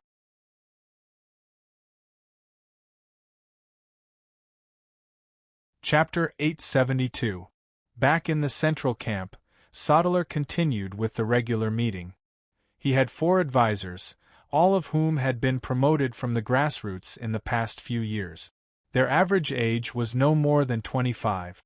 Although they were not as steady as the stewards of the other nobles, they were sharp and had the most accurate understanding of the current composition of the current army. The results of the Falcon investigation this morning have been sent over through the magic circle. The enemy's movements these days have been analyzed. What do you think? There was a large sand table in the barrack. As Sodeler spoke, the advisors all looked down at the map in their hands that had been copied through the magic circle. There were many different decorations in this room. Magic clocks, magic communication circles, image copying circles, and so on were all specially developed for war. The Magic Tower of Helsinki and the Magic Tower of Pasha could even video communication. It was not difficult for Edith to create such a magic circle. This was the advantage of the unified crystal standard. While the nobles still relied on carrier pigeons, the military system under Roddy's command had achieved instant communication for most information. "Commander, the enemy doesn't seem to be gathering very quickly. They don't seem to have moved much in the past 3 days." Comparing the map, the advisor was a little puzzled. "The lords of the 5 forces haven't gathered yet. It seems that it is because of logistical problems?" "Not entirely. The main reason is that there is too much rain and the roads are difficult to travel." Someone next to him pointed out the key point. Look at the dividing line in the middle. The water level of the Bordeaux River has increased a lot. The troops behind the river have not crossed it. Obviously, the heavy rain seems to have flooded the bridge across the river. It is difficult to move too fast. It is not unusual for them to move at this speed. At this time, the advisors could not help but sigh at the importance of the road. Because more than 40 arcane puppets had been built in the past few months, the speed at which they were building roads was now faster than the speed of a normal army marching. At the same time, the roads built by these puppets were not only higher than the ground, but also guaranteed that the road would remain hard after the rain. In this aspect alone, the enemy's army could not compare at all. After listening to their discussion for a long time, Sodeler threw out a question. When do you think is the right time to attack? This was the question that had been lingering in everyone's mind. Several young advisors kept drawing lines on the map with their hands, but no one dared to be the first to speak, because their army was too different from the others. Before they had actually practiced on the battlefield, no one dared to say how well they could fight. Commander, I think it's fine for us to fight whenever we want. This made Sodeler laugh. He pointed at the guy who had just spoken. Moricott, the enemy is not a farmer. There may be magicians among them, or even dragons. You are so confident, but there will be problems. Moricott scratched his head and said in a low voice, but the troops on the map obviously know nothing about us. I guess they still think that we are 1,000 miles away, and their main target is the Holy Temple Wall. In this situation, I really don't know what expression they will have when they see Efta's army. His words made the other advisors laugh. Only in this system could they understand that Moricott was not joking. And Sodeler naturally could not let this group of people be overconfident. It seems that you have given too many problems. Everyone, listen up. From now on, carefully analyze and review the battle plan according to the timeline. I don't want to find any flaws in the plan I handed to the Prime Minister. Can you guys do it within 3 hours? Everyone's eyes suddenly focused, and some even stood up excitedly, because Sodeler's words meant that he had decided to apply for war. Roddy's plan was strategic, but he had given the command of the battle to Sodeler, which meant that the time to start the war was up to him. If he thought it was the right time, he would submit it in writing, and Roddy would immediately judge and approve. If it was approved, it meant that Efta would enter the second stage of war preparations. Reporting, Commander. We will complete the mission. All the advisors stood at attention and almost shouted out this sentence. Sodeler nodded slowly and said firmly, We are Efta's sharp blades. Our existence is for this moment. Don't forget the oath you took when you joined the army, for the glory of Efta. For the glory of Efta. ********** May 8th. What is the Holy Cathedral doing? Are they going to give up resisting? Looking at the intelligence in front of him, Earl Harrison was very puzzled. Because his territory was adjacent to the Holy Cathedral, there were spies in the Holy Cathedral city who passed information. He could be considered to be the first to receive news of Rosecross and even Efta's various activities. But the information that came in the past few days made him really unable to understand what the other party was up to. Logically speaking, if he was on the Holy Cathedral's side, he would probably have started to clear the fields since the beginning of the year. But as of today, it seemed that only the east and south gates were closed. The other gates that should be open were still open, and there were still caravans from Efta coming in and out. Although a portion of the army was gathered in the city, they were all Rosecross Holy Knights and Holy Warriors, and there were less than 2,000 of them. Clearly, the Viper Cross last year had dealt quite a blow to their corps. And to Earl Harrison, using these 2,000 people to defend the city was basically useless. What could an army of 2,000 do? If he were to gather all the troops on his side, including the logistics soldiers, the total number would definitely exceed 40,000. Until now, EFTA still hadn't sent any reinforcements. Did they really think they could defend? Intelligence on the North City wall, what does this say? Who can explain? Earl Harrison reached out and took out a piece of paper. A butler beside him quickly grabbed it and glanced at it. The information written on it was: a large unknown object appeared at the north of the Holy Cathedral at night, but it didn't enter the city. We couldn't find its exact whereabouts after that. He was also confused by the information. The other butlers looked at each other and finally began to search for the source of the information. In the end, they said in surprise, "My lord, this is news from EFTA's intelligence agency." What? They can provide me with information?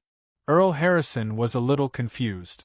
He had heard of the intelligence agency, but he really didn't expect there to be people on his side in it. This actually showed the current chaos among Charles II's subordinates.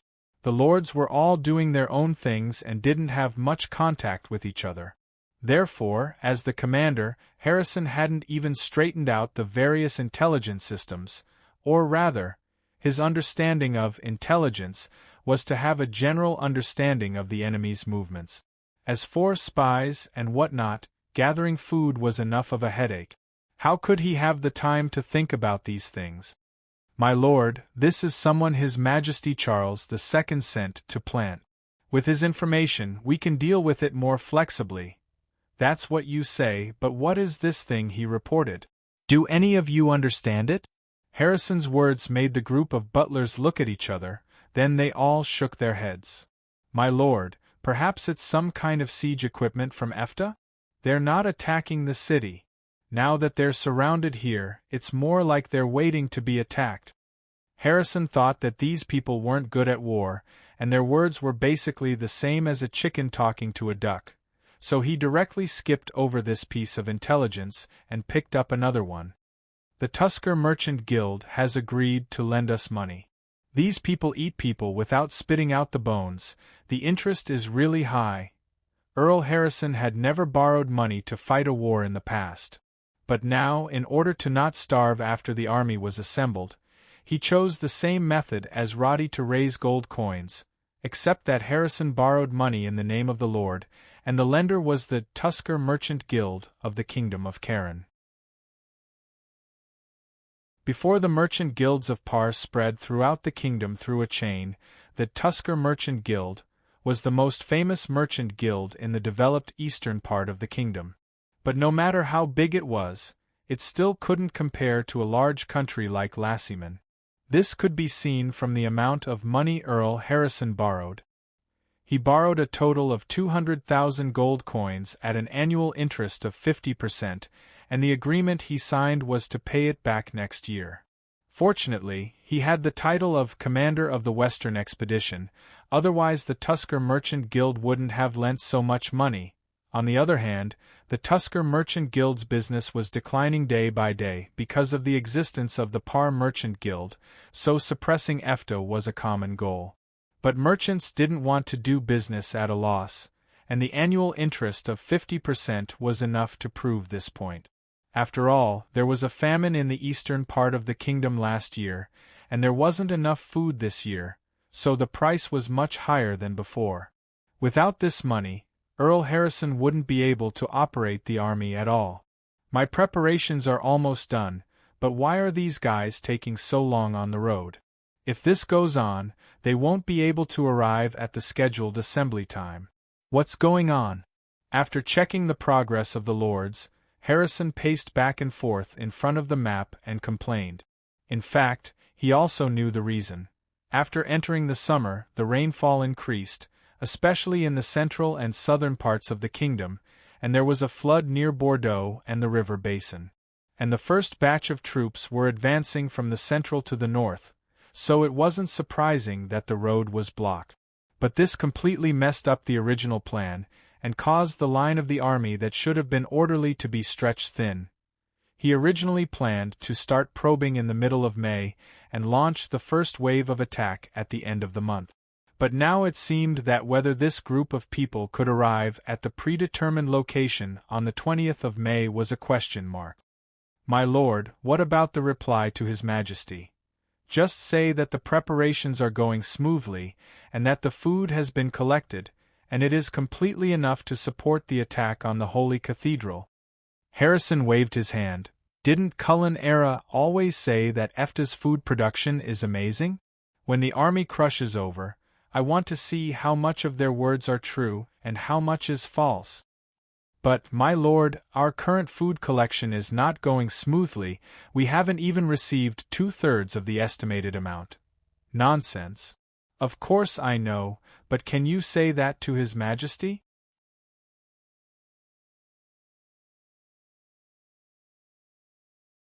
Chapter 873. The butler didn't dare to make another sound. They all knew that the entire royal family weekly was full of boasting news. On one side, they raised a pig that was bigger than a cow, and on the other side, they said that the yield per moo of land was 10 times higher than before.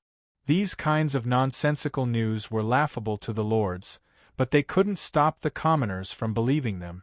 Sometimes, when a lie was repeated 10,000 times, even the person who made up the story would believe it. Earl Harrison absolutely did not dare to tell the truth to Charles II. This was like the Emperor's new clothes. Everyone could see through it, but they did not say it out loud. They could just play dumb. After all, he had already raised the loan. As long as they could take down the Holy Cathedral, he decided to plunder everything in it and then use the gold coins to continue advancing. Oh right, I also have to send the use of mages in war to the royal city as soon as possible. No matter what, if a large number of mages can join in this battle, the chances of victory will be higher. Earl Harrison was actually a guy who was very good at pleasing the boss. Every day, he carefully read the letter from Charles II and tried to figure out the direction of the royal weekly. After seeing that Charles II was unusually attentive to the training of mages, he immediately began to ask his mages and his butler, who had good writing skills, to write a paper. That's right, he, who had never written a paper in his life, immediately had an idea when he heard that Charles II had begun to read the papers in the royal weekly. He proposed an outline, and his mages wrote it according to his ideas. The gist of it was to emphasize the importance of mages in war and to praise the wisdom of Charles II in training mages. Submitting this paper would not only please Charles II, but also increase the strength of the army with his administrative orders. Harrison was quite proud of this. Everything is ready. Now we just have to wait for them. Feeling that he was fully prepared, Harrison slumped on the armchair and closed his eyes. I have to rest for the next few days. If there's nothing important, don't send it to me. We'll talk about it when they arrive. At the same time, Roddy, who was in the conference hall of the Pasha Magic Tower, read Sodeler's battle plan in its entirety. He then turned his eyes to the people in front of him and said, "If there's anything that needs to be checked and made up for, quickly bring it up." Kardashian, Camilla, her staff, Houdini and Akasha were all in the room. After the plan was sent over, everyone made a copy. Right now, these people were people that Roddy absolutely trusted, so he wouldn't hide anything from them. We still have to be careful about the dragons, but there's nothing to do on Sodeler's side. I'll patrol the battlefield after the attack begins. Kardashian was the first to speak, but she shook her head after saying that. But other than the red dragons, I don't think anyone will really intervene in this battle. So if we meet other dragons, let's see if there's a chance to build a relationship with them. Roddy nodded. He couldn't do anything about the dragons. They were from a higher race, so it was a problem whether they liked EFTA or not. What's more, with the red dragons suppressing them, this kind of effort could only be said to be doing one's best and leaving it to fate. The staff and Camilla were obviously not as calm as Kardashian. There was some excitement in their eyes. After all, this was a war that everyone had been working hard to plan for a long time, and now it was time to verify the result. Only Turkin stepped forward and said, "Prime Minister, the only thing I'm worried about now is money. I'm more concerned about the 5 million gold coins than you are." Roddy's words caused a burst of laughter. He reached out and picked up a piece of paper from the magic circle beside him. 10 minutes ago, the port sent a message. Lastman's envoy has arrived at the port with the goods and gold coins. You can breathe a sigh of relief now. This kind of teasing made the atmosphere a lot more relaxed. Roddy knew that now was the time to strike while the iron was hot, so he continued. The military airport of Dominique Castle was put into use 3 days ago, and the road to the Holy Temple was completed 4 days ago. Our fleet at the port should also find a chance to move around. Everything he mentioned was something that the Cullen royal family didn't have or value. It was these things that would soon push the war on the entire continent to change dramatically. So, everyone next, let us show them what is called a new era of war. You brat, even I want to see it. Kardashian's voice interrupted Roddy's impassioned speech, but he didn't mind. He reached for the quill beside him, filled it with ink and wrote the word approved on Soddler's plan. This action did not go through the cabinet, because the army that was going to war had nothing to do with the other lords. He and the other lords only discussed the issue of food, and never mentioned the army. So, from another perspective, this war was fought by Elson City as the absolute main force. This was actually Elson City's war, and it was also Roddy's war. Ever since he came to this world, he understood that instead of relying on the decadent royal family to reform themselves and then fight against the demons, the real effective way was to use his own hands to wipe out everything and rebuild everything.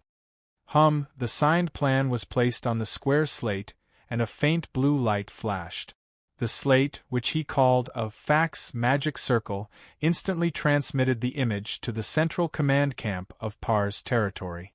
From this moment on, Ifta's war preparation phase was completely over. The war had completely begun.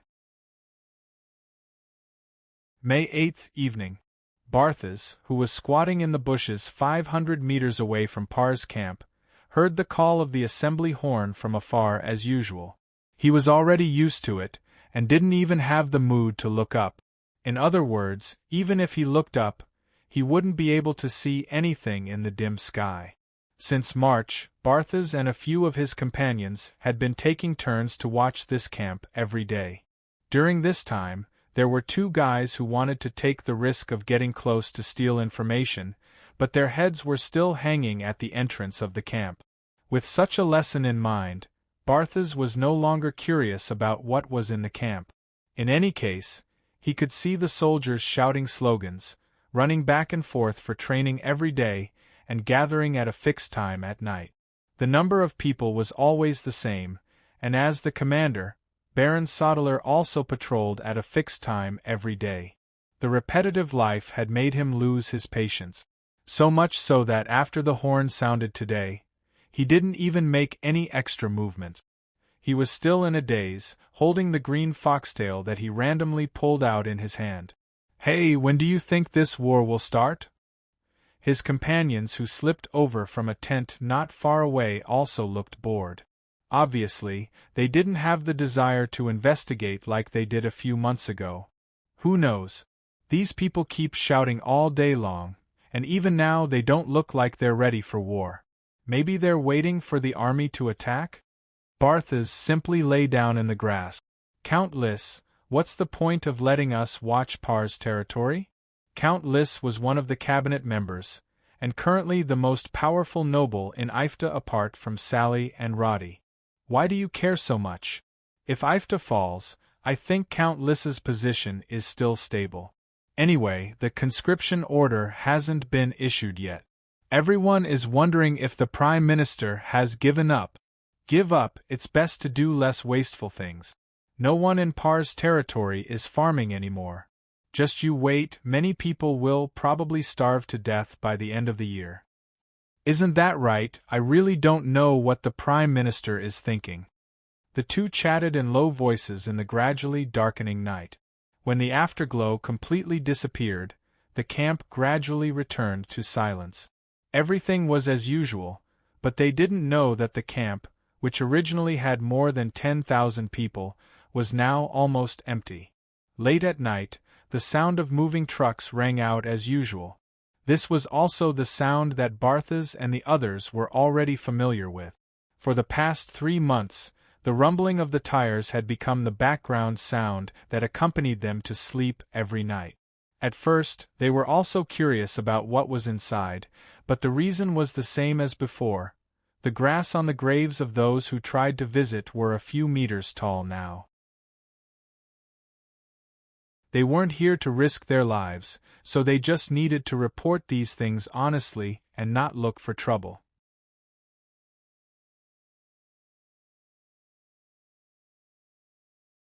Chapter 874. At the same time, when the magic clock in Domic Castle pointed to 10 o'clock at night, the 1st Infantry Division, which had already assembled, quickly ran to the trucks on the square guided by the illumination circle. The Infantry Division, which had been moving here for a month, now numbered more than 4,000 people. At this time, they were all wearing standard combat equipment. Although there were many of them and they were jogging, they always maintained a neat formation. There were more than 60 trucks in 4 rows on the huge square, each with a number on the body. The platoon as a unit boarded the carriages under the leadership of the platoon leader. 20 minutes later, including the 6 giant combat trucks, more than 80 vehicles began to slowly move out. Their destination was the Holy Sanctum.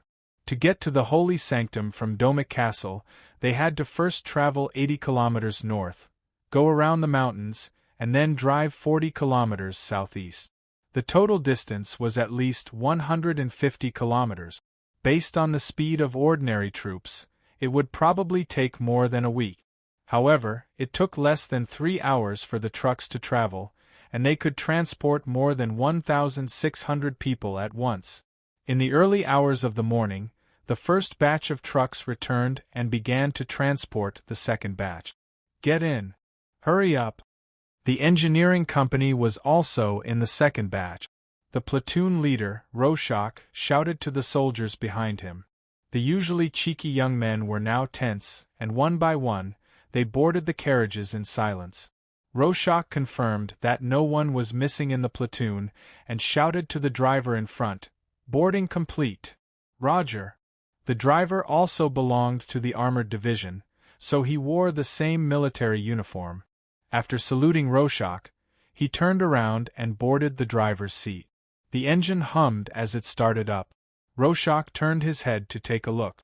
Castle Domic still looked like a pile of dirt under the night sky, but in stark contrast, there was an endless number of neat tents next to it.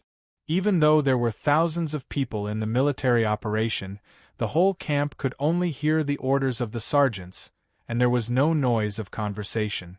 Further away, there were all kinds of materials piled up like a small hill, and the airport runway could be vaguely seen in the night sky.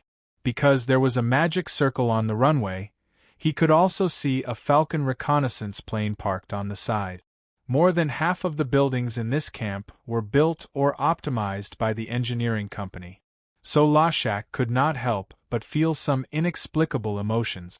But when he turned his head and saw the soldiers in the carriage looking at him, he quickly suppressed all his emotions and stepped into the carriage with the help of the soldier beside him. The young lads understood that they were about to step onto the battlefield. Sound control, light control. Everyone, rest if you can. Everything will wait until we reach the destination. Rorschach tugged at his belt and reached for the railing next to him as the truck began to move. "Don't embarrass me on the battlefield. If anyone disobeys the order, I won't recognize you as my soldier." The soldiers tried their best to squeeze out a smile when they heard their platoon leader's slightly mischievous words. However, most of them could not help but clench their fists. They did not know what was waiting for them tomorrow. Everyone had the same confusion and fear. A strange buzzing sound came from afar. Rorschach turned his head to look out the window and saw a convoy of vehicles driving into the Domic Castle camp. Judging from the direction they were coming from, it seemed to be from Par. He wondered why they did not go directly to the Holy Temple where the main battlefield was. As a result, the strange sound in his ears became louder and louder. He felt it was a little familiar because the propellers of the Falcon also made the same noise, but the intensity was far less. Looking up from the window, Rorschach finally found the source of the sound, and like the other soldiers, he opened his mouth, as if he had seen a god descending to earth. Goddess Siki above. That night, the convoy set off from Par and Domic Castle at the same time, carrying 5,000 soldiers of the 1st Infantry Division, the Engineering Company of the 1st Armored Division, and combat trucks all arrived at the Holy Temple. In 12 hours, Ifta packed 6,000 people into the originally empty city of the Holy Temple. When the last batch of combat troops arrived at the Holy Temple, the soldiers who arrived earlier had already boarded another batch of trucks and embarked on the road to war. May 9th, 4 o'clock in the morning. Dunkel City. This was an important city 60 kilometers south of the Holy Temple. Before this year, Dunkel City was actually not very prosperous because there was the Holy Temple in the north and Raina City in the south. Its biggest role was to be sandwiched between the two and become a transit point. During the War of the Orcs last year, Sauron led his troops directly through Ifta and drove straight to the south of the kingdom. The territory where Dunkel was located inevitably became a disaster area.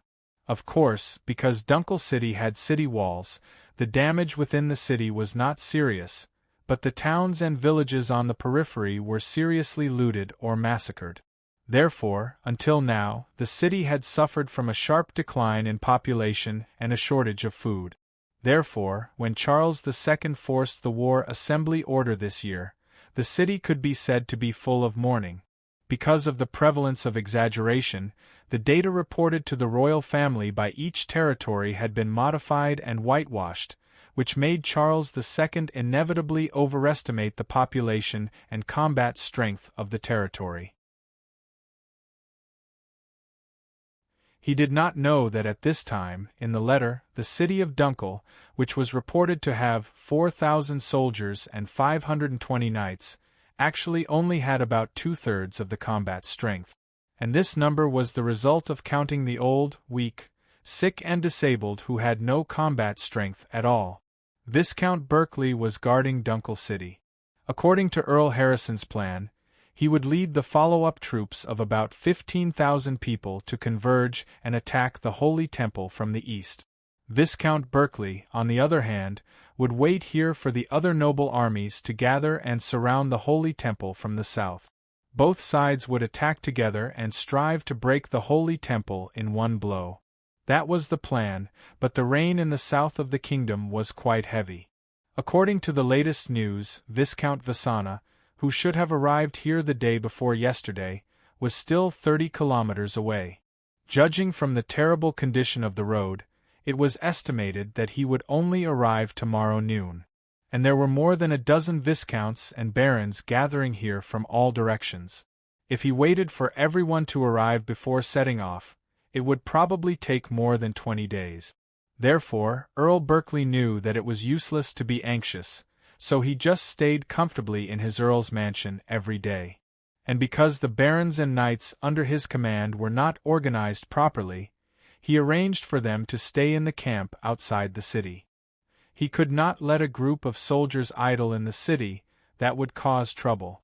Therefore, the task assigned to them every day was to build the camp, level the ground, and make full preparations for the upcoming assembly of the main army. City defense soldier Morik, who was standing guard on the city wall, was dozing off with his wooden stick. In fact, the city defense army was originally issued metal swords. But last year, the orcs had looted almost all the metal weapons. This caused many unimportant positions to be stripped of the quota for using metal weapons. Morik did not care about this. His daily life was extremely monotonous. Apart from eating, he was looking for fun and sleeping. Anyway, as long as his salary did not make him hungry, he would not care about anything else. When it was almost dawn, his colleague Boris, who came to take over his shift, kicked his butt. Morik woke up with a start and then looked at Boris with sleepy eyes. Time's up? If I had known, I wouldn't have come. I think you can sleep for another 3 hours. Boris joked. His coming here was actually equivalent to changing a place to sleep. The two had nothing to talk about. Morik yawned and stood up. Just as he stretched, he suddenly froze. What's that sound? Before the sun rose, birds and insects almost didn't make any noise. Therefore, standing on the city wall, certain sounds could be heard very clearly. Boris frowned and listened. It sounded like the footsteps of some huge creatures, dull and regular. He guessed, could it be an earth dragon? Or some large magical beast? It's possible. The weather is warm, and these damn things in the forest have come out to wander around. Morik did not think much and accepted this explanation. Then he said seriously, Hey, have you heard of it? More than 10 years ago there were dragons here. Get out of here. I want to sleep. I have no time to talk to you about this. Boris waved his hand and let Morik leave. Except for the two of them, no one else in the city realized that something was approaching the city. At 5 o'clock in the morning, the sky was just beginning to brighten. The city where Earl Harrison was located was called Suvala. The army that he had assembled was also stationed outside the city. More than 2,000 soldiers and knights had been living in the place called Tortoiseshell Camp for more than 10 days. Based on the current situation, they all knew that there might still be a month before the war broke out. Because there had been no news of the enemy gathering for a long time, everyone thought that the next battle would be a stormy one. Therefore, before the Earl's military order was issued, these soldiers were very idle every day. Suvara City had a curfew at night, but the Turtleback Camp did not have so many rules. Most importantly, in order to make money from these soldiers, many caravans opened pubs, casinos, and even brothels next to the camp. During this time, they really made a lot of money. Logically speaking, this was against the rules, but Earl Harrison could not be bothered to care. In addition, these fellows had indeed given the restless soldiers a place to vent their desires and energy, so he turned a blind eye to it.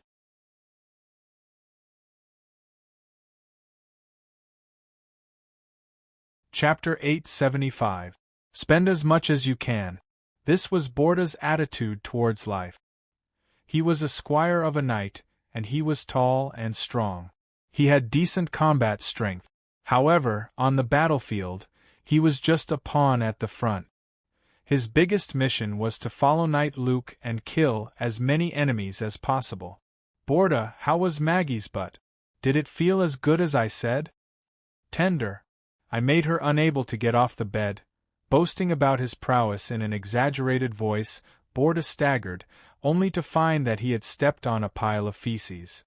This was not *****. Due to the chaotic management of the camp, everyone was only responsible for their own night. Therefore, things like defecating and peeing were usually done outside of their own barracks, regardless of whether it was on the road or under a tree. Damn it, Borda cursed, lowered his head and stomped his feet. In the end, he almost knelt on the ground due to his dizziness from drinking too much. At this moment, he heard a buzzing sound in his ears. Rubbing his eyes that were swollen from drinking and indulging in debauchery, he looked up at the sky. A small black shadow was flying over their heads. This scene had been happening every few days for the past few months. At first, everyone was curious about what it was, but now they were used to it, to the point where they completely ignored it. They only thought that it was some kind of flying magical beast that they had never seen before. As long as it did not come down to bite them, there was nothing to worry about. Trying his best to find a tree branch to wipe off the feces on his shoes, Borda staggered his way to his campsite. As a squire of a knight, he did not have a tent to use at all. Usually, he would find a flat ground with the other squires, lay some straw on it, and sleep straight away. Therefore, this drunken squire did not look for a so-called bed. He simply found a place where he could lie down and fell down with a plop. Dudley, where's master? Where else can he be? Some banquet in the city. Anyway, he will only be back at noon. Rest assured and sleep." His companion knew that he was afraid of Knight Luke's scolding, but in reality, the nobles and knights in the camp had basically spent the night in the city. The nobles had their own ways of playing, and pawns like them naturally could not compare. Lying on the straw, Borda closed his eyes in relief. However, after lying down for a few seconds, he suddenly sat up. "What's that sound? What happened?" A few of his companions, who had not woken up yet, were woken up by him and asked with an unfriendly expression. "Listen to the ground, there seems to be some movement." As he spoke, he placed his ear back on the ground. A moment later, everyone looked at each other in dismay. "It seems like there really is something rumbling. It can't be the Temple Knights, right?" Dudley's voice trembled. They were at the west side of the city, about 60 kilometers away from the sanctum. There were many villages in between, but because of the war, most of them had been evacuated to the vicinity of the city. There were only a few sentry posts on the outskirts, so if a team from the Holy Cathedral came, they would be alerted in advance. "Are you stupid? Do you think a Templar's horse can run all the way here to hit you? If there was, there would have been a beacon warning us." Someone cursed at the side. Only then did they realize that this could not be the enemy's army. Someone climbed to the top of a mound and looked into the distance. The sky was getting brighter, but visibility was still limited. He could only see up to a kilometer away. However, it was obvious that there wasn't any smoke coming from that direction. "Don't worry, it's time to sleep. Maybe it's just a herd of deer or something." Borda also felt that he was a little too nervous. He rubbed his nose and looked into the distance. The thin mist at the end of his vision was as usual. But these squires did not know that the sentry post a kilometer and a half away from them had just been flattened by a team of 12 cavalrymen. The sentries here were not vigilant, so when the dragon lancers ambushed them in the wee hours of the morning, they were all killed before they could even touch their weapons. One of them wanted to use a fire seed to ignite the oiled beacon, but the moment he threw it out, the entire pile of firewood turned into a block of ice in front of his eyes. In the team of dragon lancers, a mage wearing a magic robe put down the magic wand in his hand and said loudly, "Report, the beacon is done. Report, there is no one in the sentry post. Report, there is no one who escaped. The battle is over. Rest where you are and let the horses recover. Cohen, go and report to the rear. Maintain vigilance." "Yes." The captain of this team was called Balak. He was a dragon lancer personally trained by David. They were originally heavy cavalry, but since the beginning of the war preparations, they had never trained heavy cavalry in sprinting. Instead, they focused on scouting and ambushing. Now that they were assigned the task of clearing the sentry posts, the intensity was not even comparable to their usual training. Along the way, they had eliminated 5 sentry posts. The 12 of them had killed a total of more than 60 enemy sentries, and there was not even a slight injury on their side. The soldiers in the sentry post were all gathered together by the nobles under Earl Harrison. Their strength was mixed, and they were not familiar with each other. On average, they were only level 10. But the Dragon Lancers had advanced to level 5 and above. Their basic level was maxed out. Therefore, when they met face to face, they were killed instantly. They did not even meet any decent resistance. Balak took out a small magic clock that he carried with him and looked at the scale on it. He said, 5 minutes earlier than expected. Everyone has done a good job. Everyone, including the young mage, could not hide the excitement and nervousness on their faces. 5 minutes later, a deep roar pierced through the thin mist. 6 huge arcane puppets, like fierce beasts from ancient times, slowly appeared in front of everyone.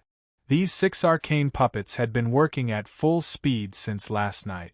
They did not compact and then solidify the road like before.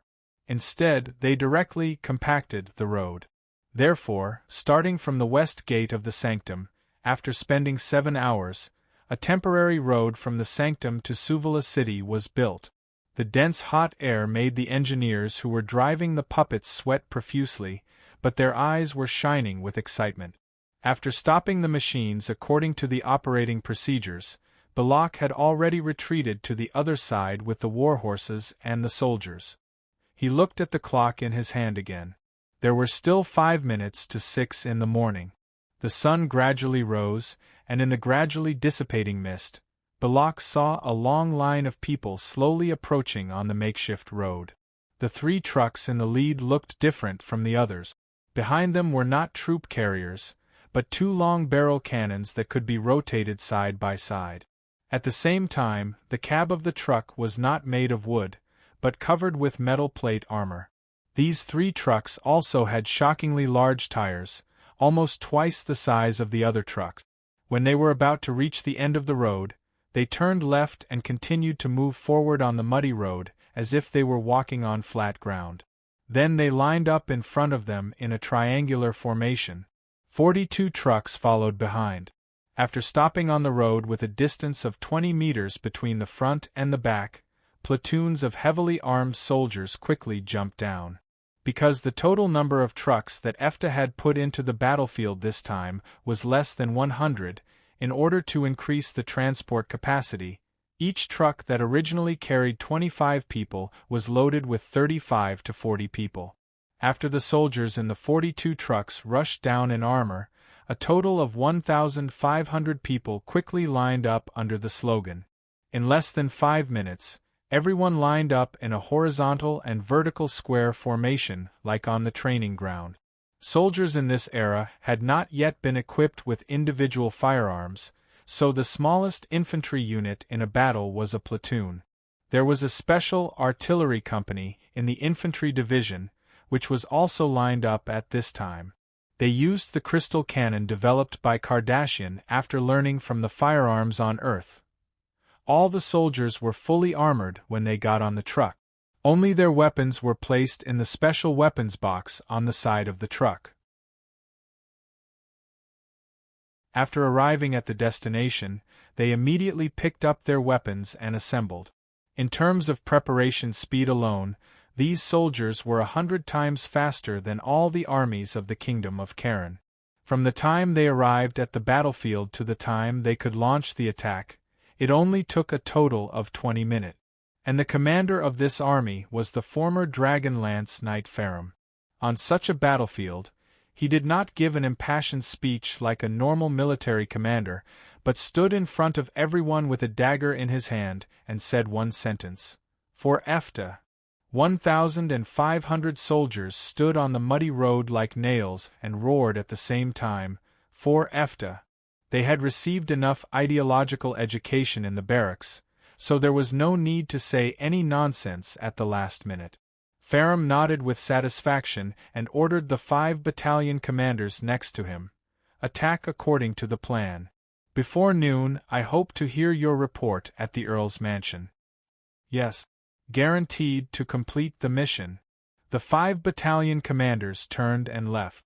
3 minutes later, the infantry phalanx began to move neatly and arranged into 2 phalanx formations in the advance. In the middle of them was the artillery company. These artillerymen were in groups of 10, dragging the crystal cannons with levitation magic circles to reduce the weight. And behind them were 3 heavy trucks moving forward slowly. Because the fog had dissipated and the distance was close, the Turtleback camp, a kilometer away, inevitably heard these movements. And when they saw the sudden army in front of them with the help of the rising sun, almost all of them seemed to be struck by lightning, and there was a spectacle of them standing there in silence.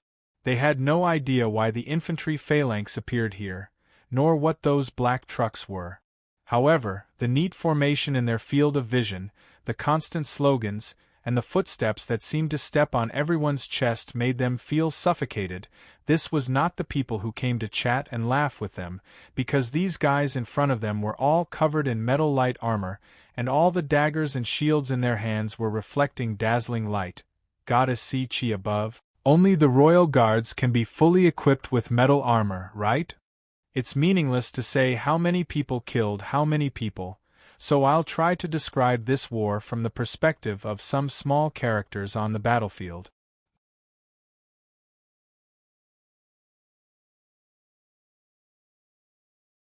Chapter 876. Borda and the rest did not even have armor. As retainers, even a decent leather armor was considered a high-end product. Even their master, Knight Ruger, only had a metal chest plate and a helmet. After the initial shock, the people in the camp began to panic. Most of the knights and nobles were still in the city. There were more than 1,400 people in the camp who could be considered as combat unit. There were also more than 500 odd jobs and servants, as well as more than 200 men and women who belonged to the casinos, brothels and shop. When someone shouted, "The enemy is coming," and ran towards the city wall, the morale, that did not exist in the first place, dropped to a negative value. The dozen knights and barons who did not go to the city did not even think of resisting. Because they did not have a subordinate relationship with each other, no one could command the others. The only thing they could do was to quickly call for their subordinates and rush out of this chaotic camp. The 1st Infantry Division shouted their slogan and pressed forward to a distance of 300 meters.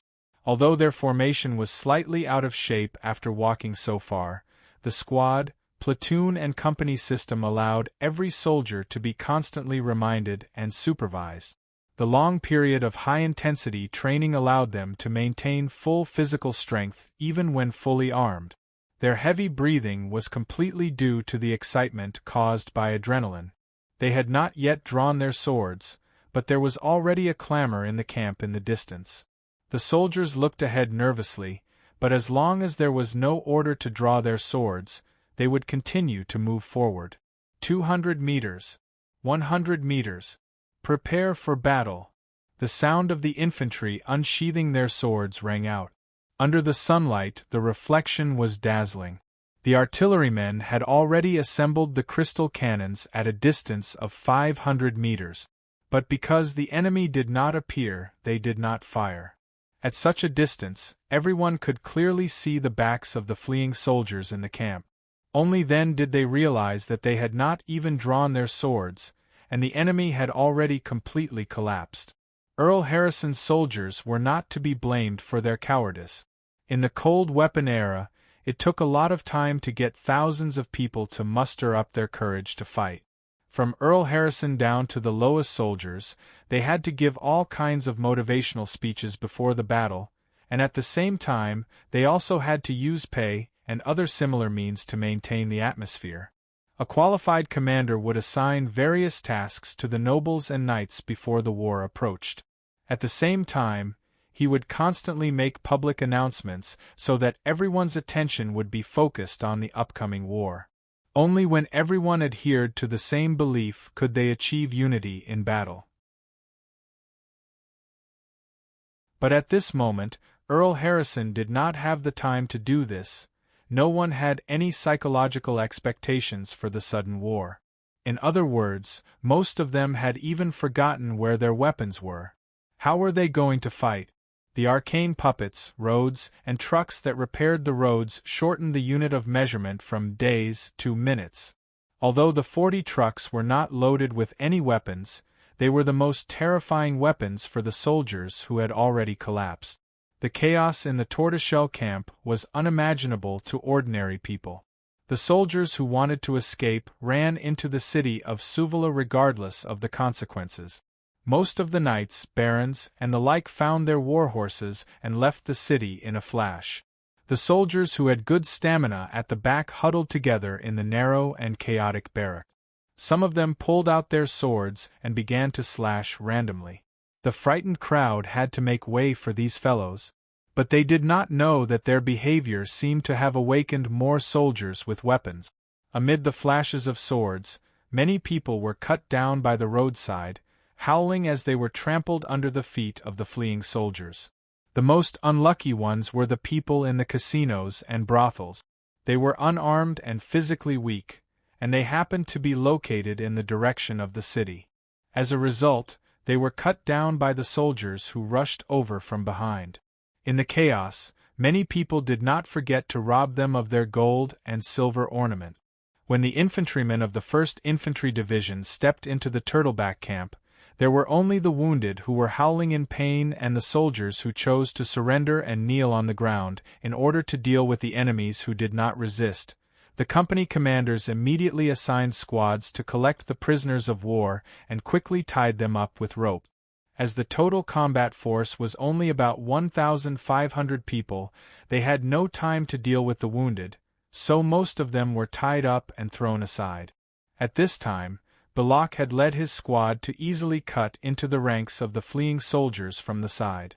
Their targets were all the nobles and knights dressed in luxurious clothing, and they were able to capture them accurately. These nobles usually boasted that they were invincible in the world, but in the face of the seasoned dragon lance knights, those who tried to resist were knocked off their horses in no time at all. The dragon spear cavalrymen were like sharks swimming in the sea, while the fleeing cavalrymen and soldiers were like defenseless fat meat. Not long after, these cavalrymen drove the group of people away from their original direction like a flock of sheep, getting further and further away from the city gate. In fact, it was useless for them to run to the city gate now. The city gate of Suvala City had not been opened yet, and they would have to wait for another hour or so to enter. But the 1st Infantry Division did not care about this at all. They continued to move forward, working with the artillery and the 3 huge trucks to advance towards the city gate. When they were 600 meters away from the city gate, the 3 trucks began to adjust their positions. They lined up on the side of the team, and more than 10 soldiers began to take out support frames from the sides of the trucks, firmly fixing the bodies of the trucks on the ground. The 2 crystal cannons on each truck had a diameter of about 20 centimeters, which was 3 times the size of the crystal cannons used by the artillery soldiers. The artillery soldiers adjusted the scale and then inserted the crystal into the pedestal.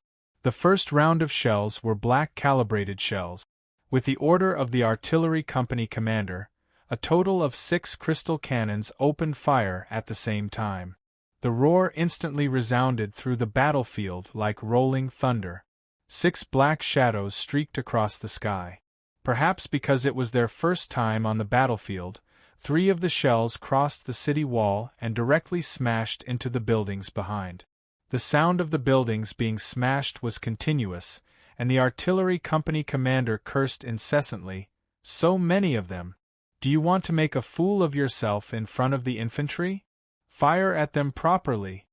The artillery soldier with a grim expression readjusted his angle, and the second round of bombardment was obviously more accurate. 2 shells directly hit the city gate, but the kinetic energy of the solid shells was greatly reduced at this distance, and did not smash through the gate. One was bounced off, and the other was embedded in the heavy and lead-filled gate. In the past, Suvala City was mainly used for trade. There was no moat outside, only a ravine 7 or 8 meters wide. Because the army had come too suddenly, the city guards had not even retracted the drawbridge recently. Usually, they only closed the city gates and enforced a curfew. However, they did not have time to care about the suspension bridge anymore. The third round of bombardment was replaced by the magic crystal cannonballs manufactured by the Magic Research Department. When the 6 cannonballs directly hit the wall near the city gate, the violent explosion directly blew a section of the wall into the sky. Rocks and dirt flew everywhere, smashing like grenades within 100 meters. Many people who ran out to see what was happening because of the calibrated shells were injured or even killed on the spot. But until now, they still did not understand what had happened. The fire support of the 3 cannon trucks had ended, and the artillery soldiers were using the water they brought with them to cool down the cannon barrels. The city gate in the distance had completely disappeared after the smoke dissipated. The empty city wall looked like it had been kicked by a giant. 5 minutes later, the advancing infantry directly began to charge directly into the city. In the era of cold weapons, this city had already been declared to have fallen. When Earl Harrison was woken up by the sound of the cannons, he was still hugging a young maid who was no more than 16 years old.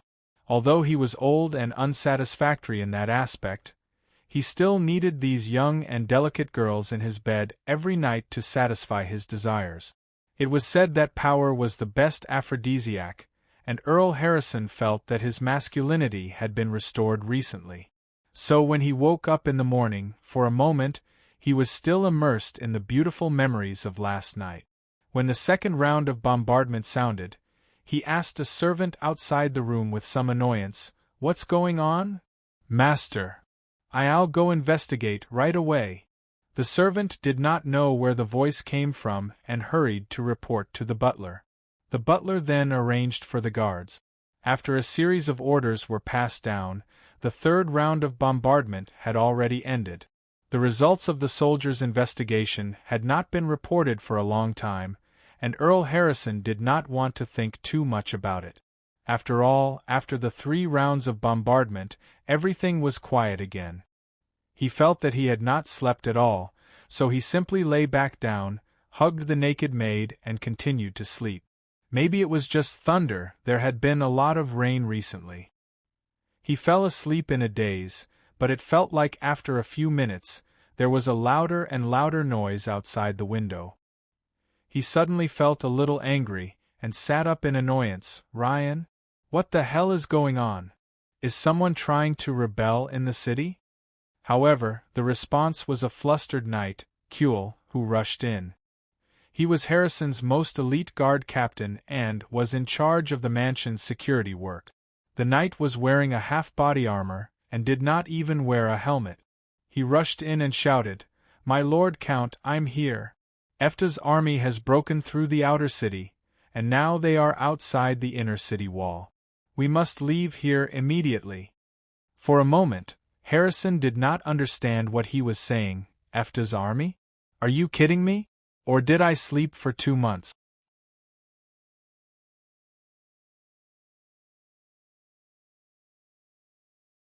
Chapter 877. Could it be the troops of the Holy Cathedral? My lord, it doesn't matter if it's the troops of the Holy Cathedral. The enemy has already destroyed the camp on the outskirts of the city, and all the noble soldiers have dispersed. We only have about 100 people who can fight in the inner city. It's not too late to break out now. Just as he was speaking, a series of explosions rang out, followed by screams of fear and alarm. "They're charging in! They're charging in!"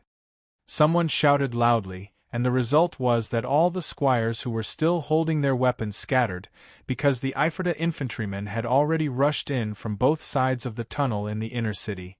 The soldiers outside the Earl's mansion had no power to resist at all, and all knelt down in surrender. Only the 40 or so elite soldiers led by Kuel were already armed. Earl Harrison, who was wearing pajamas, was dragged onto a horse, and the entire team had just rushed out of the mansion when they were blocked by the infantrymen. Kill! This knight's strength was not bad. He swung his spear and kicked the horse's abdomen, charging straight at the infantrymen with strange short spears in their hands. But before he could make a sudden thrust, a dazzling white light appeared in front of him. These infantrymen were holding special anti-cavalry spears. This strange name was said to have been given by the Prime Minister. Although it didn't sound mighty, its power was an improved version of the rechargeable cavalry spear. The anti-cavalry spear, powered by rechargeable crystals, could be said to be a short-range rocket launcher. The back half of the spear was stabbed into the ground or supported by the foot, and the front half was aimed at the approaching cavalry. After it was activated, there was no suspense in a large energy impact. In the midst of the humming sound, Knight Kuel and the 7 or 8 cavalrymen he led were blown into pieces on the spot. Blood and flesh splattered all over the ground. When the fragments of armor smashed into Earl Harrison's face, his warhorse also reared up due to the shock. The Earl was caught off guard and fell to the ground on the spot, and was immediately captured by the soldiers who strode over. "Who the hell are you? Who the hell are you?" The Earl, whose face was covered in blood, only had this question left in his mind. but as far as the eye could see, all the infantrymen were silent like machines. Only the wolf-head imprint representing the Ifrita Lucifron family on their armor was silently answering his questions. When the magic clock reached 11 o'clock in the morning, Commander Ferrum had led the guards into the Count's residence. The 10 mages in the team did not participate in the battle. Instead, they quickly set up a communication circle. Ferrum needed to know the situation of the southern front. Meanwhile, in Dunkel City, south of the Holy Sanctum, the noble army stationed outside the city had also completely collapsed. Unlike the tactics of the Western Front, Trux, who commanded the Southern Army to attack, directly used a cannon to bombard the camp outside the city from a distance of 800 meters. He didn't care how many nobles or squires were inside. The 20-centimeter caliber crystal cannons fired 2 rounds. The infantrymen didn't even look at them when they passed by and headed straight for Dunkel City. Similarly, the walls of Dunkel City were reduced to ashes by a volley of cannon fire. The infantry company continued forward and entered the city without any hindrance. The Dragon Spear Knights dispatched a troop of 100 people to intercept and kill the nobles who tried to escape from the city gate in platoons. In the battle that lasted until the afternoon, a total of 6 barons and 1 viscount were captured or killed. When the owner of Dunkel City, Count Beliden, tried to climb the inner city wall to resist, he was blasted into pieces by the cannon company on the spot. At 2 o'clock in the afternoon on the 9th of May, Trux, the commander of the Ifrita Infantry Division in the south, used the circle to get in touch with Ferrum and confirmed that the 2 cities were under control. At 4 o'clock in the afternoon, the road from the Holy Sanctum to the 2 cities was completely connected, but the puppets repairing the road did not stop. Instead, they continued to advance south from the 2 cities. Their goal was to rush all the way to the central hinterland of the kingdom, and so far, all the forces of the Cullen royal family, including the dragons, including the noble troops rushing towards the 2 cities on the road, knew nothing about this. After nightfall, Suvala City was completely taken over by Ifrita's soldiers, and the curfew was strictly enforced. Because the road from the Holy Sanctum to here was clear, the Templars and logistical soldiers from the Holy Sanctum had already arrived in the evening. Although their military discipline was not as strict as Ifrita's, under the leadership of the bishop, they still made a good addition to the control of the city. In this battle, other than the casualties of the noble soldiers outside the city, there were almost no casualties among the civilians in the city.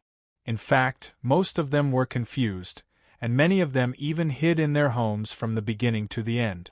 Until now, they still did not know who controlled the city. But Jonathan was very clear. This sudden war definitely broke all the expectations of the Cullen royal family. The soldiers from Ifrita seemed to have descended from the sky, using powerful weapons to directly break the city wall, and then came in to occupy the city as if they were taking a stroll in their own garden. If he did not see it with his own eyes, he would never believe it was true. He had entered the CIA last year. At first, he was not a servant of some nobleman, but really the child of a poor peasant. He had been used to a hard life since childhood, and because of the bad harvest, he had been forced to work here and there for a short time. Coincidentally, he entered the Payer Territories Trading Company. Later, because he was smart and skilled, he was recommended to the CIA. Up to this point, he was actually happy because the salary of the CIA was 3 times higher than when he was a clerk in the trading company. But Jonathan had more thoughts about this. Since he could earn 3 times the price, why couldn't he earn 5 times, or even 10 times the price? It was because he had experienced poverty that he was filled with a desire for money that ordinary people could not have. And 3 months ago, when he betrayed the information of his companion, causing him to be exposed and executed, he received a reward of 5 gold coins. This money was equivalent to the sum of his income for the past 2 years. So Jonathan could not stop, and at the same time, he used different methods to bewitch many newbies who did not have much experience. Jumping out of the CIA's rules and weaving an independent network for himself, the overly cautious Jonathan never tried to pull anyone into his group. On the surface, he was just a senior who was angry at the management rules and tried to unite everyone. But no one knew that he did this to have better eyes and ears, fresher first-hand information. At the same time, he could sell out his teammates more quickly.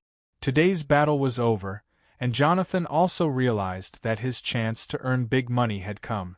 As long as he could report important information such as the composition of the Ifrita army, weapon structure, and power, the royal family would definitely reward him handsomely. At the same time, he was thinking of organizing a celebration party, to invite his agents in the CIA to celebrate the victory of the Ifrita army's first battle. This kind of two-faced life was very exciting for Jonathan, and he found that he was enjoying the pleasure of walking on the edge of a knife. Looking left and right, the night patrol team had just passed by the street.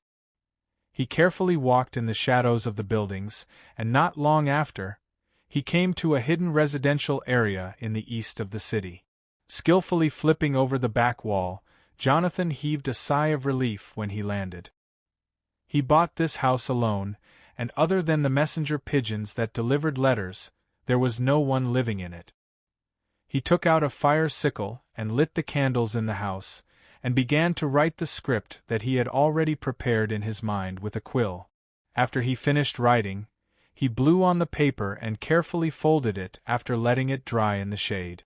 He then walked to the pigeon coop and began to pick out the pigeons. But just as Jonathan's hand was placed on the pigeon coop's door, he found a black shadow beside him. This scared him, and he instinctively pulled out his dagger. He looked closely and realized that it was the newbie Nora that he had just met a few days ago. "Hey, Nora, why are you here?" Jonathan was extremely nervous because he knew that the other party must have followed him. If he did not want to expose his identity, the only way was to silence him. "I am very curious as to why you are running around during the curfew, so I followed you." Nora still had the appearance of a freckled maid, and her clothes were all standard maid attire. She tilted her head and looked at the pigeon coop. "Are you planning to send a letter to someone? The Intelligence Bureau does not seem to allow Secret Service members to have their own pigeon coop." "Actually, I have never told you that I am a special member of the Intelligence Bureau, and I have the authority to directly report to the Prime Minister. I am now planning to report today's news to him." Jonathan made up a story, and at the same time, he handed over the letter in his hand. "If you don't believe me, take a look. The contents are all here." Nora did not seem to notice anything fishy, and she reached out to take the letter. The next moment, Jonathan's movements suddenly sped up, and the dagger in his other hand shot out. The tip of the dagger pointed straight at Nora's heart. Under the dim light, Jonathan gritted his teeth. He had already planned to press down on the other party's mouth to prevent her from making any sound. However, just as the tip of the dagger was about to make contact with the maid attire, it abruptly stopped. He realized that his right wrist had been entangled by a black object. It was so strong that he couldn't advance or retreat. When he looked over, Jonathan suddenly realized that the object was actually sticking out from under Nora's skirt. His left hand released the letter, and he clenched his fist to punch Nora. However, his fist was easily caught by the other party. Next, she flicked her tail, and Jonathan's entire body flew backwards. Before he landed, Nora had already teleported to where he landed. When Jonathan fell to the ground with a bang, she flicked the dagger with her tail and nailed it to the side of Jonathan's face. The sharp edge of the dagger caused his cheek to bleed, and this double agent did not dare to move. He endured the intense pain that threatened to tear his body apart and asked in a low voice, Who are you?" "A CIA agent."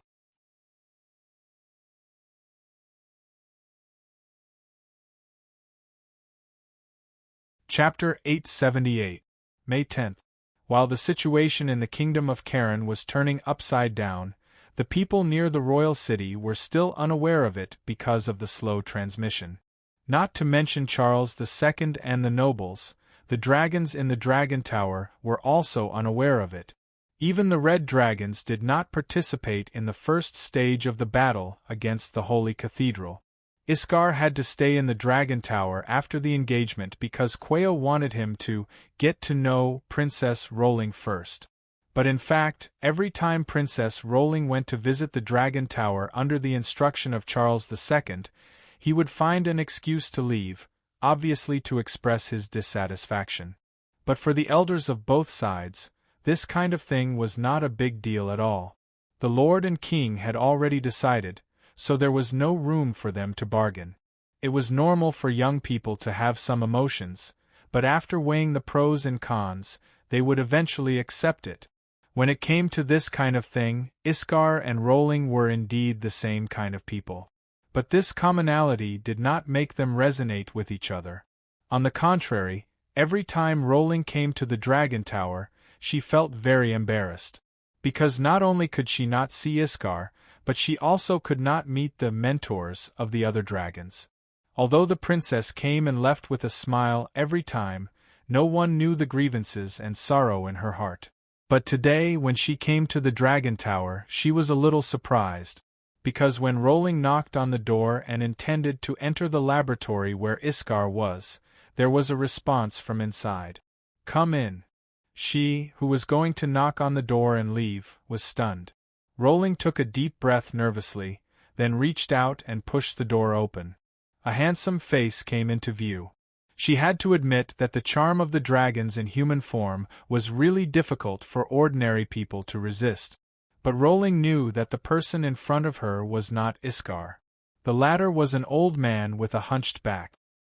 He did not look young, but the gorgeous silver robe obviously showed that his status was not low. Rolling felt that he was a little familiar. She was stunned for 2 seconds before she responded, "Your Excellency Krupus, hello." This was the Lord of the Crystal Dragons, and his status was similar to Quayo's. Rolling could not help but greet him carefully, but the latter obviously did not care about this. He directly asked, "Are you looking for Iskar? He went out today." This was the answer that Rolling had expected. She smiled formally and said, Since you're not here, I'll go back first. Your Excellency Krupus." She didn't have the right to ask why he was here, and the latter couldn't be bothered to say anything to her. Rolling exhaled after leaving the room, and then walked down the tower. But she did not know that this was the first time since the completion of the Dragon Tower, another Dragon Lord was willing to enter the tower. In Iskar's laboratory, Krupus stood in front of the window for a short while before a vine extended in through the window. After that, the flower at the top of the vine bloomed, and a faint halo flashed. In the blink of an eye, it turned into a green figure. The Green Dragon Lord, Morales, also appeared here. "I really don't understand why the two of us have to come here to talk." Krupus went straight to the point. He shook his head and sighed. "Are you trying to remind me of something?" The Green Dragon Lord was a female. She wasn't tall in her human form, and her clothes seemed to be woven from leaves. There seemed to be a layer of fog shrouding the surface of her eyes. In response to Krupus's question, she replied in a low voice, "I'm here today to explain the situation to Iskar. Due to the internal affairs of the Green Dragon clan, we can't find anyone to continue to be a mentor here for the time being." Her words made Krupus raise his eyelids.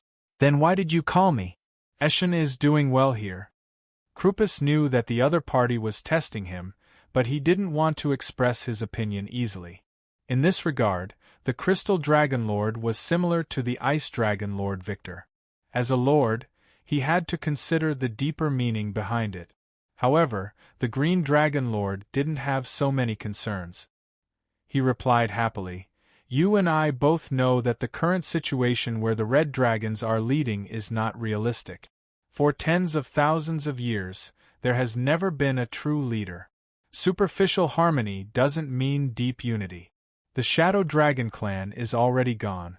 Who knows who will be the next to be attacked by the group? As long as they don't betray this world, no one will be attacked by the group. Krupus's answer was very tactful. He didn't deny the first half of the other party's words. In fact, he had already secretly agreed with this point of view. Morelos continued as if he didn't feel anything. The space-time rift is indeed very important, but if Quill only uses the space-time rift as a means of unity, I don't think this situation can be maintained. Either the enemy appears soon, or the most suitable situation for the dragons is to go their own way. You plan to withdraw completely? Aren't you afraid that Quill will use this to suppress you? That's why I came to talk to you, and I'm here. Morelos still sounded like he was talking in a dream. His tone was calm and emotionless. I've looked for Victor and Pocados, but obviously, no one wants to expose their intentions before they see the actual action. There was a hint of mockery in her words. So, I want to see if you will treat me like the Shadow Dragons when I choose to stand on the opposite side. Krupus frowned slightly. If that's the case, why did you agree to it in the first place? Facing this question, the Green Dragon Lord readily admitted, perhaps it's because I stayed in the forest for too long and didn't realize the power of the human race. When I realized what kind of influence it would bring to the dragons, I made my choice now. This answer was not surprising.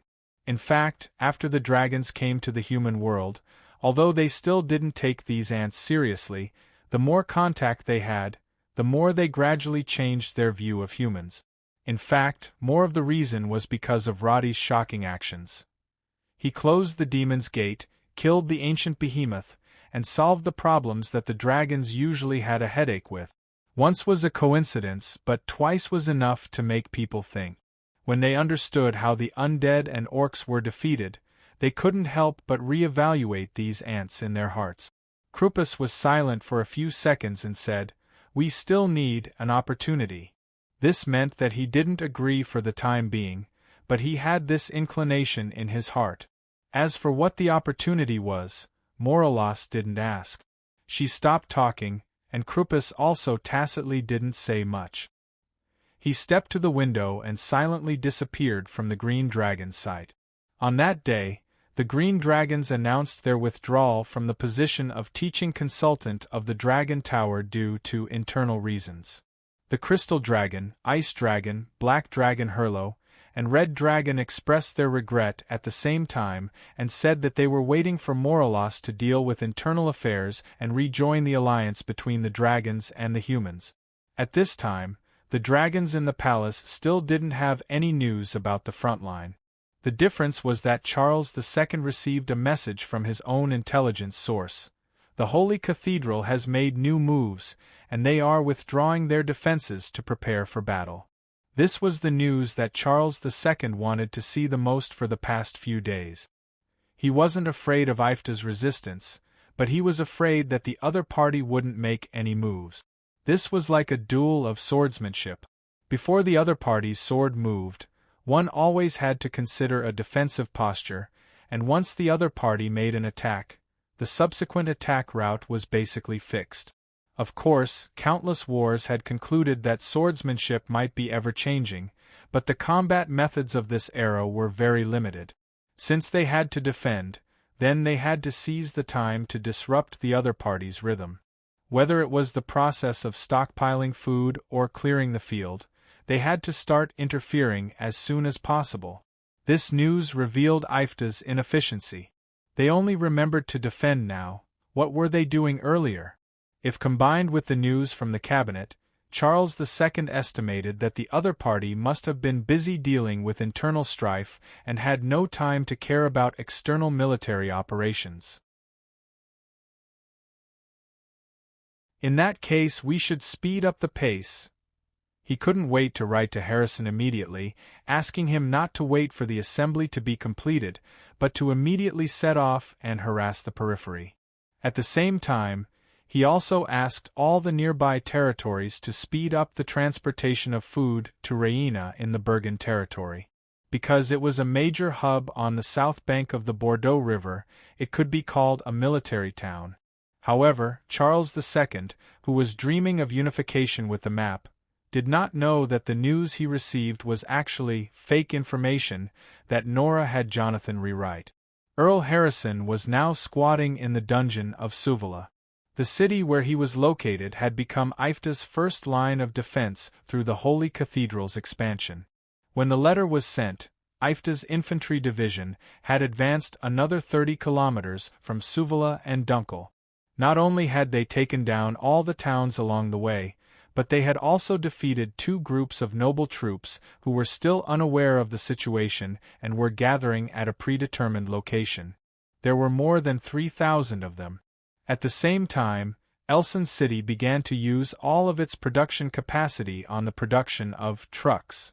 Because Kardashian and the high-ranking mages of the research department had invested in the production line, the production rate instantly increased from 1 truck every 2 days to 3 trucks a day. As soon as each truck came off the line, it directly drove to Par's territory, pulling along the infantry division reserves who were ready to go, and began to transport them to the Holy Cathedral.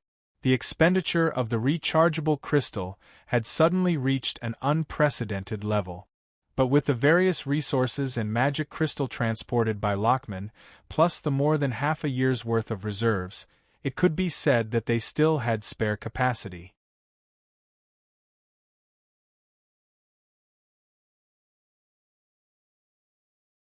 Chapter 879.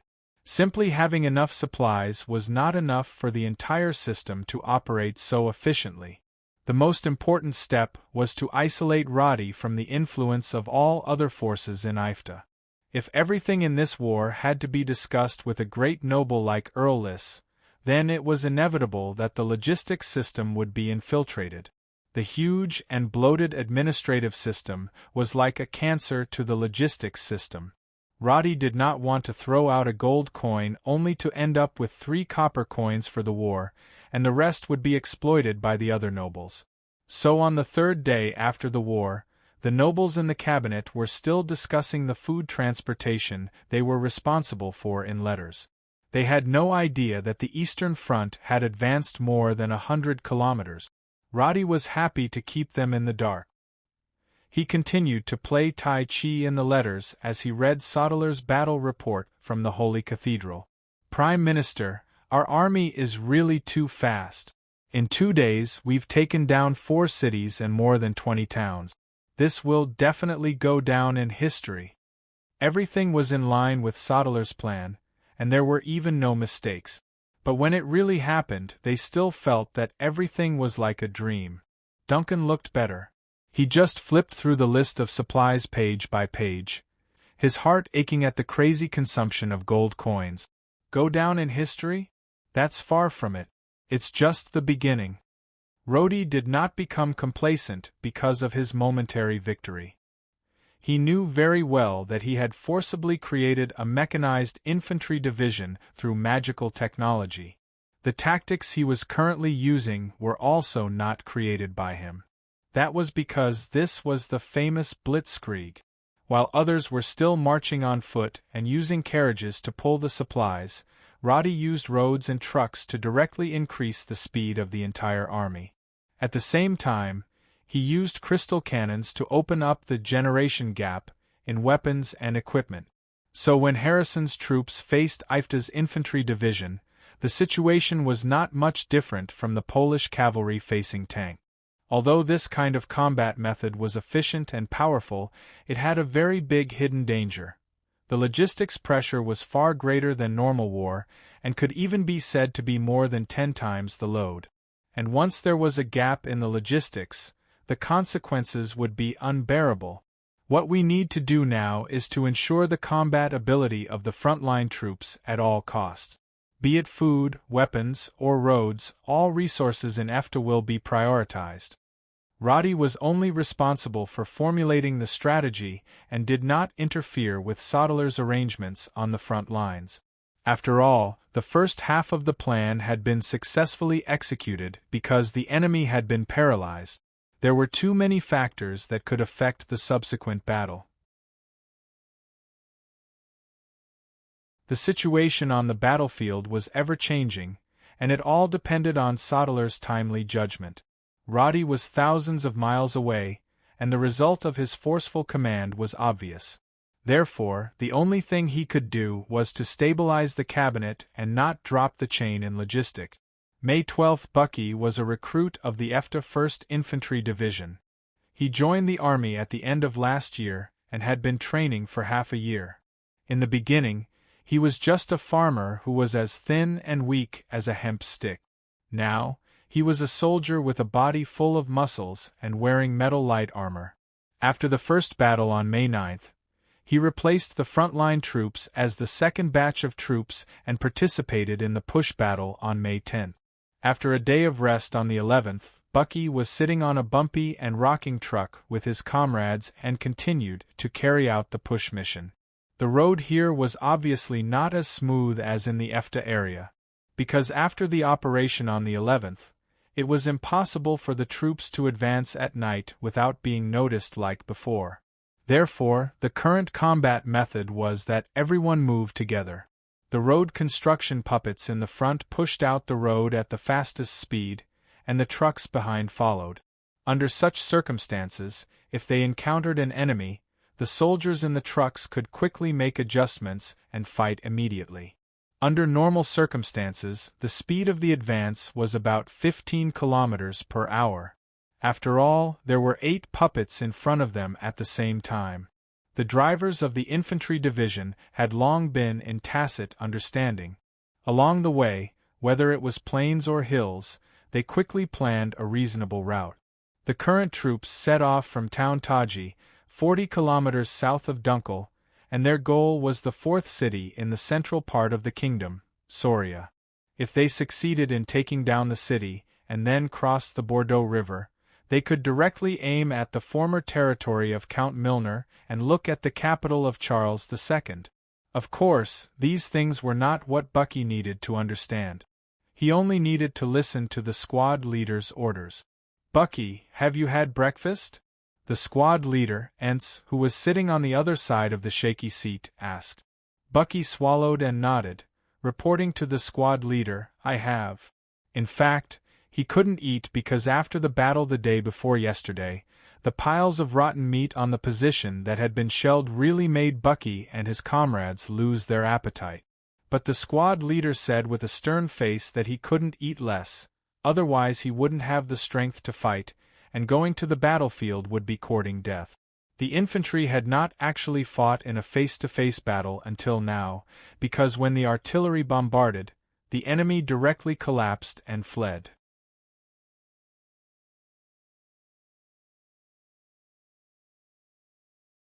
In the dense infantry phalanx, the sword seemed to have a steady stream of power coming from the palm of his hand, making him inexplicably feel that his senses were a lot more sensitive. But listening to the vibration of the hooves in front of him, Bucky could still feel the tense atmosphere spreading.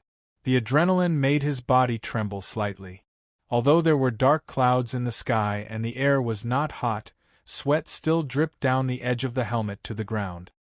He looked forward and stood up straight like everyone else. At the same time, he heard the words of the squad leader in his ear. "Stand still. If I don't tell you to move, no one can move.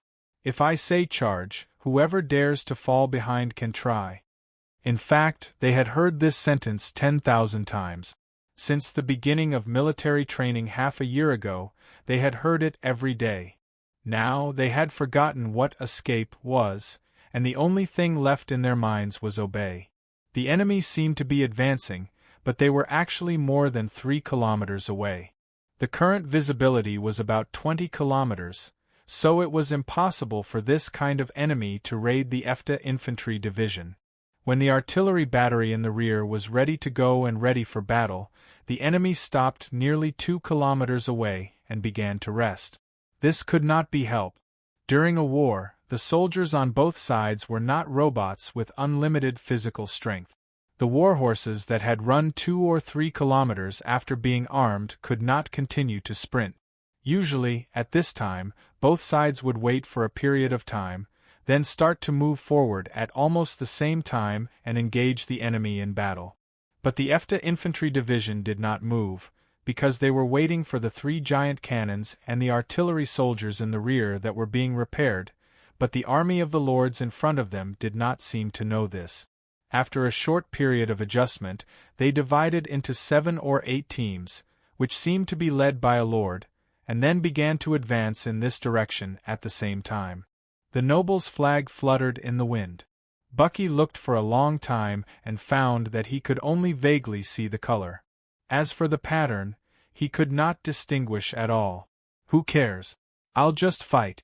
From a distance, the number of enemies seemed to be quite large. Bucky guessed that there were at least 2,000 people. On their side, there were only 1,800 infantry, and the remaining 100 or so were artillery soldiers.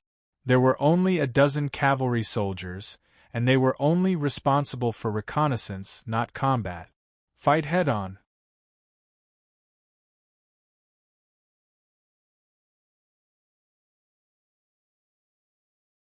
Chapter 880. But Bucky had seen bloody scenes before. He didn't feel any fear now. He lowered his arms and looked around. Everyone was in such a relaxed posture because they were used to conserving their physical strength as much as possible before fighting. Otherwise, their arms would be sore before the enemy even arrived. If they really fought, it would be fatal. The soldiers of the nobles had finished forming up and began to march this way. Bucky felt that these lords who were ready to rush over did not seem to have a unified opinion. Some people wanted to outflank them from the side as they walked, but because of this they were squeezed together with the other troop. The people in the middle gradually became disorganized as they marched. If it weren't for the noble flags that were erected to maintain the formation, the stumbling infantrymen would soon be in a mess. During this process, Bucky still did not move, nor did he look back. He just felt that the tension in his heart had inexplicably calmed down a lot. When the enemy in front of them entered the range of 500 meters, the company commander's orders came from the rear of the team, and then these orders were passed down level by level, turning into the roar of the platoon leader in the middle of the team. Draw your swords. Raise your shields. The sound of swords being unsheathed rang out. At this moment, the originally cold blood seemed to be directly ignited. When the round shield was raised forward and the center of gravity of his body sank slightly, Bucky felt the spear on his shoulder from his companions in the back, as well as the heavy breathing of his comrades under the helmet. He turned his face sideways. The crystal inlaid on the charging spear was clearly visible, and the side was covered with magic patterns that he couldn't understand. When he looked back, the cavalry in front of him had already begun to sprint. At this moment, a series of intensive explosions sounded from behind. Bucky narrowed his eyes and countless shadows streaked across the top of his head, and then the cavalry instantly exploded with a large amount of fire. The familiar scene played out again. Bucky saw the well-dressed knights screaming and flying into the sky, turning into minced meat on the ground, and the infantrymen who had already begun to charge seemed to be frightened by this scene, and there was a brief pause. But then Bucky's eyes narrowed, because he saw an orange parabola appearing behind the fire. When he saw that it was a fireball, his and the surrounding soldiers' expressions changed. It's a magician. Magic defense action. Raise your shields. The squad leader's roar interrupted their words.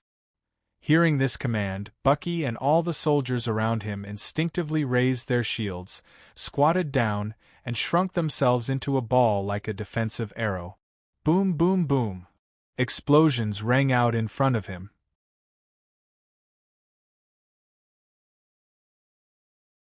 These fireballs were obviously not accurate, and most of them landed on the empty ground in front of the formation. However, there were still a few that landed in the middle of the group. Bucky was in the first row, and a fireball landed 2 meters in front of him. The violent airflow and vibrations made him, who was kneeling on the ground, feel as if he had been hit head-on by a giant hammer, and his body directly fell to the ground. However, the shield produced by the Elson military factory was exceptionally sturdy. When he was pulled up by his teammates, other than the shield being a little hot, there were no extra wounds on his body. Return to the team if you can still fight. Hurry, hurry, hurry! The class leader's voice was a bit hoarse. In fact, this was because his ears were temporarily deaf because of the explosion. Bucky's ears were buzzing. Although he could not hear clearly, he knew what he had to do by looking at the other party's gestures. Picking up his long sword that had fallen to the ground, he quickly ran back to his original position and regrouped with his comrades to form a shield wall. When he looked up again, the artillery had already covered the enemy magician who had just cast a spell. The blue magic shield kept flashing, but after the third wave of artillery fire, the fire engulfed everything. At this time, the enemy's cavalry had basically disintegrated, and the remaining infantry were moving forward by inertia. The 2 rounds of bombardment had obviously stopped their footstep. The part of the soldiers that Bucky was facing stood dumbfounded and did not move, while the infantry on both sides continued to advance under the leadership of the surviving lords. When they were 200 meters away, a wave of arrows appeared in front of them. All the soldiers continued to raise their shields to defend. The sound of jingle rang out, and none of the arrows that were not powerful could penetrate the solid shields. The soldiers silently waited for the arrows to pass. When the order to end the defensive posture came, the enemy in front had entered a range of 50 meters. The artillery fire in the rear began the 4th round of bombardment, and the shells fell in the middle of the enemy's rear position. But because there were only 10 cannons, the power was not enough to carry out a fire coverage, and the most powerful double-barreled artillery vehicle was stopped in the rear because of a malfunction, so the enemy's morale was not completely destroyed, and they still launched a charge. 40 meters, 30 meters. The dozen scattered cavalry at the front had no courage to charge because they were injured by the artillery explosion. They had to bypass the infantry formation formed by Bucky and his comrade.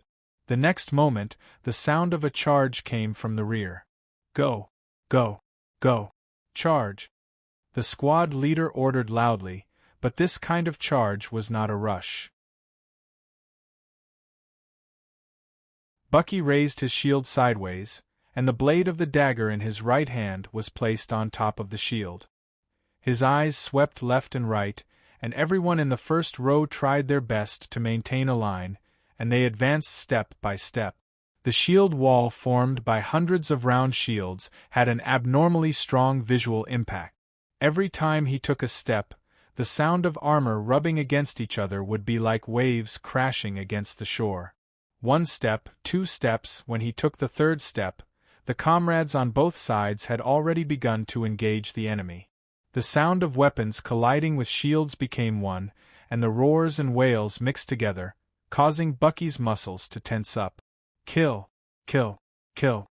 The enemies in his field of vision no longer hesitated, and they clearly understood that they could only fight head-on. The squad leader beside him no longer gave any orders, because every time the exercise reached this distance, the infantrymen only had to do one thing: swing their weapons and kill all living things in front of them. The noise engulfed everything. Bucky took a deep breath, stared at the guy in front of him with an axe in his hand, and suddenly began to accelerate forward. Hey!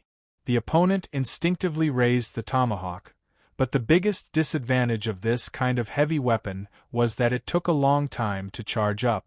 Bucky kept this in mind during training, so he had already smashed the opponent's chest with his shield before the opponent's axe had even chopped down. Bang!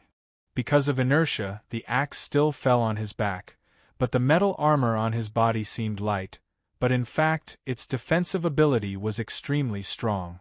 After suffering such a blow, Bucky's body only tilted a little, but his movements were not affected much. On the other hand, the other party was knocked off balance by him and was in a state of stiffness.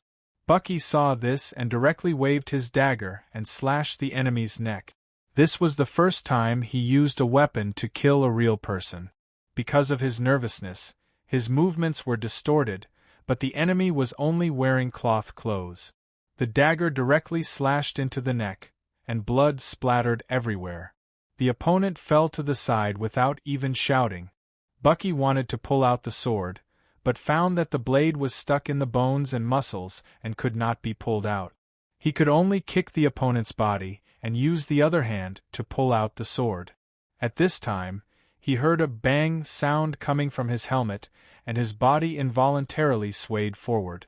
When he turned his head, he found that someone was attacking him from behind. The opponent was holding a dagger in his hand, but at this time, the blade had bent from the middle to the side, obviously because it had hit Bucky's helmet. Bucky was secretly shocked and lifted his foot to kick the opponent to the ground. The enemy in front of him was very thin and weak, and the kick was light. Before Bucky could go up and finish the attack, his comrade next to him had already stepped on the opponent's face. "Rush over!" Bucky heard their roar and twisted his body to continue forward. After these 2 rounds of battle, his body was completely in the right state. Facing those who tried to attack him, he found that he could easily block the opponent's attack as long as he raised his shield. And even if he encountered a tricky swordsman, the sturdy armor could directly slide the opponent's blade away. After he gritted his teeth and slashed 7 people, he fell behind his teammates because of his physical exhaustion. At this time, he found that the edge of his dagger had been twisted. After stabbing an enemy who was struggling on the ground to death, Bucky reached out and hung it back on his waist. He then pulled out another spare dagger, swung it, and continued forward. The EFTA infantry were all equipped with 2 swords, one long and one short. Compared to the messy and inferior weapons of the enemy, Bucky trusted his dagger, which was slightly longer than a dagger. He panted and trotted forward, but then found that there were no more enemies in front of him. All he could see in his field of vision were his own people wearing the same armor. He tried to look forward. On the battlefield filled with the smell of burnt meat, there were only various miserable figures lying on the ground and moaning. And beyond the smoke, behind him were enemies who had collapsed and were fleeing.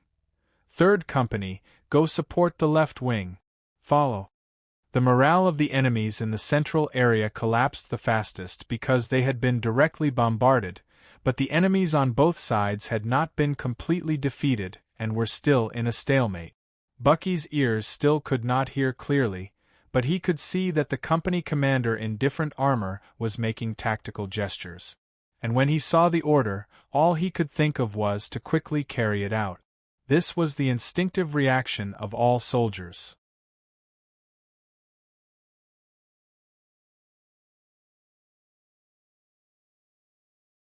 Chapter 881. The enemies in the melee were directly disrupted by the sudden rush of more than 100 infantrymen. They had not been defeated before because there was a team of knights leading the squires back to fight. Therefore, when Bucky and the others rushed over, the knights who had formed a small team to charge back and forth suddenly kicked the bellies of their horses to save the situation. Bucky knocked away the enemy in front of him and glanced at the team of knights who were rushing over. He immediately shouted to his comrades, "Spears! Prepare the spears! This way! Come and form the formation!" Immediately, 3 to 4 soldiers raised their spears and responded loudly. Bucky pulled 2 of his comrades to his side, and the surrounding infantries who heard the shouts gathered around them.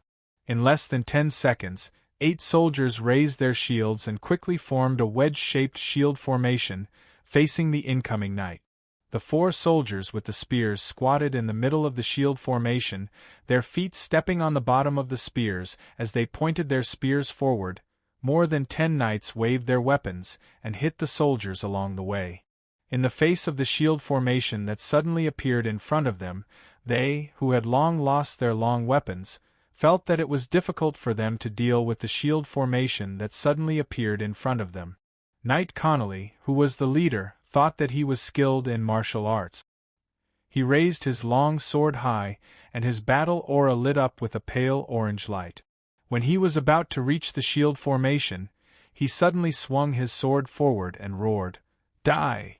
However, before the energy of the long sword was released, the light that suddenly lit up in front of him directly swallowed him. The 4 charging spears collectively released the energy within the crystal. The violent impact bombarded the knights in the rear. Bucky, who was at the forefront of the shield formation, only felt the top of his head heat up, and his ears were temporarily deafened by the loud noise.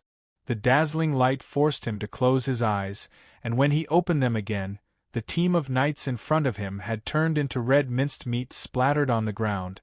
Continue to fight. Rush over. No one could hear these words, but everyone instinctively continued to fight. They stepped on the pieces of meat under their feet and silently but firmly broke into the enemy's team. Armors collided and blades crossed. After an unknown amount of time, when Bucky's hand was shaking so much that he could not hold his sword, there was finally no one around to kill. The squad of dragon lancers pursued the fleeing nobles in the distance, and no one cared about the scattered squires and other soldiers. Bucky picked up a strip of cloth from the ground, wound his sword and hand together, and began to look for his company. The rescue team led by the mages had already entered the arena. Bucky checked his body up and down according to the training rules. Fortunately, he found that there were no injuries except for more than a dozen dents on his armor. He could feel a deep engraving on the back of his helmet.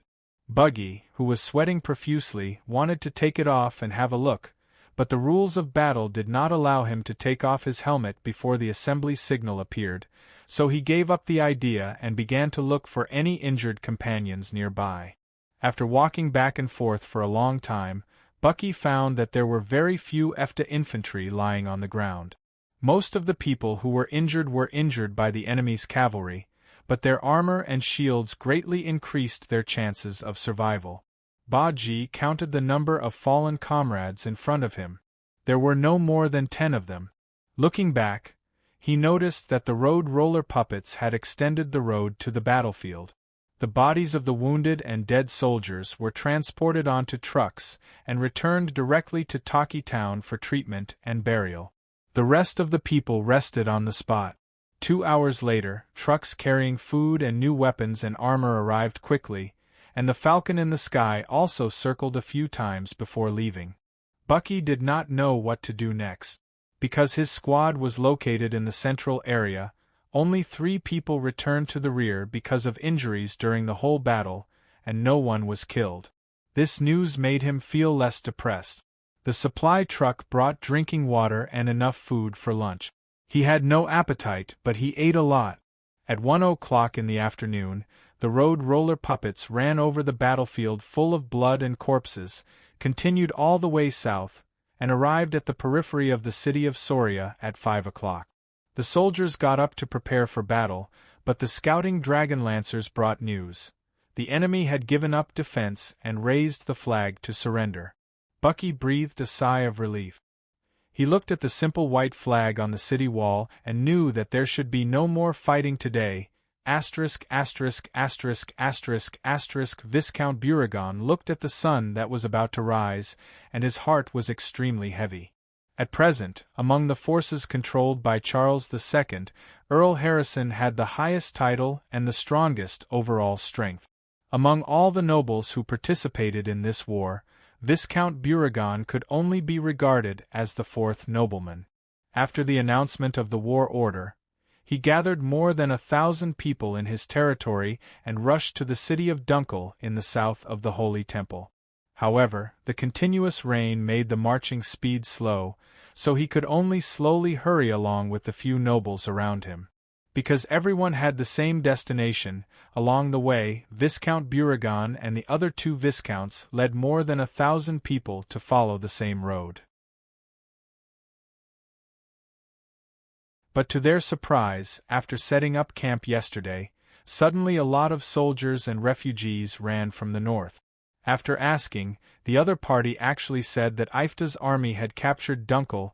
Unlike the other nobles who had not fought many wars, Buragon had always regarded Earl Moore as his teacher, so he had a deeper understanding of the means and strategies of war. Just because of this, when the other nobles laughed at this group of people for not even knowing how to make up a lie, he immediately locked up this group of people in batches, and then personally interrogated them. Naturally, he was shocked by the result. After dawn, Buragan immediately found the other 3 nobles to discuss the matter of fighting the enemy. Because judging from the direction of the enemy's advance, they were currently on the enemy's attack route. Such a proposal was naturally ridiculed, but Buragan forcibly sent his own scout team and dragged the nobles' bodyguards to the front to carry out a long-distance investigation. The result was, of course, that they found a large number of trucks and puppets moving forward. So the soldiers in the entire camp immediately broke camp and lined up. After 2 hours of regrouping, they began to move forward and met the infantry division from Ifta at noon. Buragan felt that he was well prepared and had the initiative, but he never thought that the whole army would collapse on the spot in less than half an hour. The cavalry died in the artillery fire, and the infantry was directly crushed in terms of equipment and strength. Nearly 3,000 people on his side were defeated by the enemy's less than 2,000 infantry like ants. Seeing that the situation was not good, Buragan immediately blew the horn to retreat. But only more than 600 soldiers came back. Including the soldiers of other nobles, there were only a little more than 1,000 soldiers. The wounded and the dead had to be left on the battlefield. He was so sad and indignant that he couldn't even think of fighting back. Because the 3 nobles, together with their guardian knights, 3 magicians and bodyguards, had been blown to pieces by the charged spears or crystal cannons. Perhaps they couldn't even collect their bodies.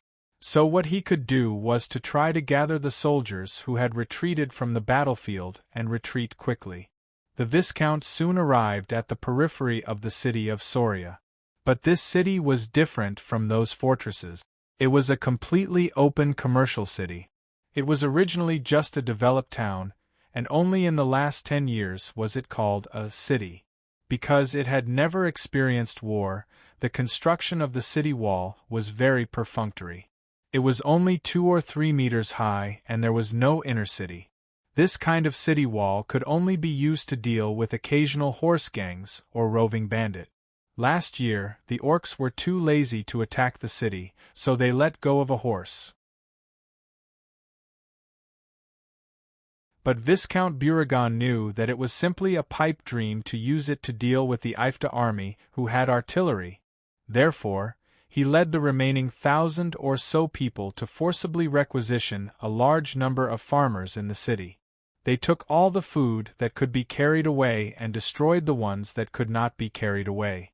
Then, they continued to retreat towards the south without stopping. By the time it was dark, his team had been about 10 kilometers away from the city of Soria. Because they brought too many forcibly requisitioned farmers, it was impossible for the team to continue their journey at night. So he planned to break camp as soon as possible at dawn tomorrow. His goal was the town of Lannis in the north of the Bordeaux River. The Bordeaux River flowed east-west and was not very wide. In the central and western part of the kingdom, it was regarded as a natural territorial boundary. In the process of flowing eastward, it gradually dispersed into narrower rivers. Because of its existence, the southern area of the kingdom was much more convenient for food irrigation than the northwest where Ifta was located. From here to the south, it was the former territory of Count Milner. If they passed through this territory, they could reach the royal city where Charles II was. In other words, the Bordeaux River was the largest natural barrier in Ifta's attack. As long as the army could hold it, then Ifta's army could not march in and pose a threat to the royal city. Because the river was not very wide, there were stone bridges everywhere. Last year, the orcs' raid directly rushed into the hinterland through these bridges without any obstacles along the way. This year, the nobles finally learned their lesson and stationed some troops on the stone bridges and pontoon bridges to guard. Viscount Buragan arrived here at this moment. Not only did he want to cross the river, but he also wanted to destroy the bridge. Viscount Buragan had been optimistic about the war before, but now he had realized that the enemy was not as vulnerable as the Royal Weekly had said. On the contrary, the noble army on his side was like a motley crew that would collapse at the first touch. But the short battle also gave him a simple understanding of Ifta's military strength. The enemy had long-range weapons similar to magicians, but there were not many of them. The number of people attacking was less than 2,000, which meant that the enemy might be fighting on multiple fronts, and the front line was very long. If he was the enemy, to be able to let the army attack here, it meant that Earl Harrison's territory had most likely been conquered.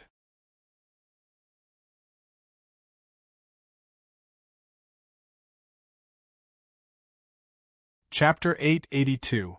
Beauregard was now one of the nobles with the highest status in the current combat force.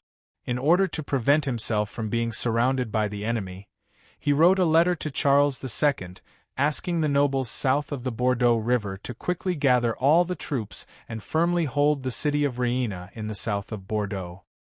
He also asked them to quickly send troops to pick up the soldiers he had gathered, and at the same time, provide them with enough food. Because of the hasty retreat, the food he had brought was only enough for 3 days of marching. If there was no follow-up food supplement, then they would be defeated without a fight. However, when Beauregard led his troops to the north bank of the Bordeaux River, the situation was worse than he expected. Beauregard found that he was not the first defeated army to arrive here. More than 6,000 nobles had gathered in the town by the river. After asking, he found out that some of these nobles were directly defeated and regrouped, and some were ordered to retreat. Anyway, they could meet at this moment because the city of Dunkel was captured without warning. The other nobles were naturally not fools. After hearing that the leading nobles were killed or defeated, they chose to retreat without saying anything. This place called Lannistown was suddenly overcrowded. Beauregard didn't think that it was a good thing to have so many people gathered here. Because there was no unified leader, conflicts often broke out when his men gathered together. Because there was not enough supplies, some noble soldiers starved, and some could still get 2 pieces of bread a day. This led to the uneven distribution of resources, and also buried the hidden danger of civil strife. In order not to die from internal strife before the enemy arrived, he immediately summoned all the leading nobles for a meeting and quickly discussed a reasonable plan. Everyone was divided into districts, separated from each other, and evacuated in an orderly manner in the following time. Everyone had to survive this difficulty first. Because he gathered more than 1,000 soldiers and more than 800 farmers, he was the one with the largest number, and his title was also high, so he quickly became the leader of this group of temporarily gathered troops. But before he could arrange a plan for the troops to evacuate to the south of Bordeaux, the news from the east made him realize that things were really troublesome. After Earl Harrison's city was captured, the EFTA Infantry Division, which attacked the eastern nobles head-on, did not show any mercy. They directly defeated and dispersed the army of more than 10,000 people.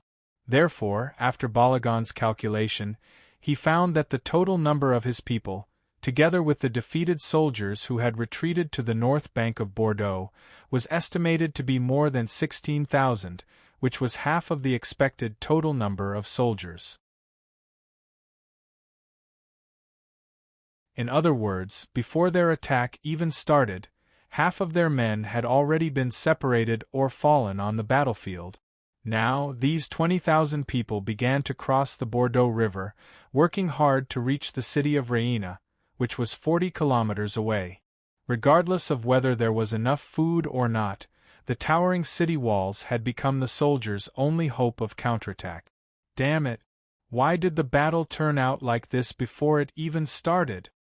Looking at the troops crossing the bridge slowly, Viscount Beauregard's face was extremely gloomy. May 14th. News from the front lines finally reached the imperial city.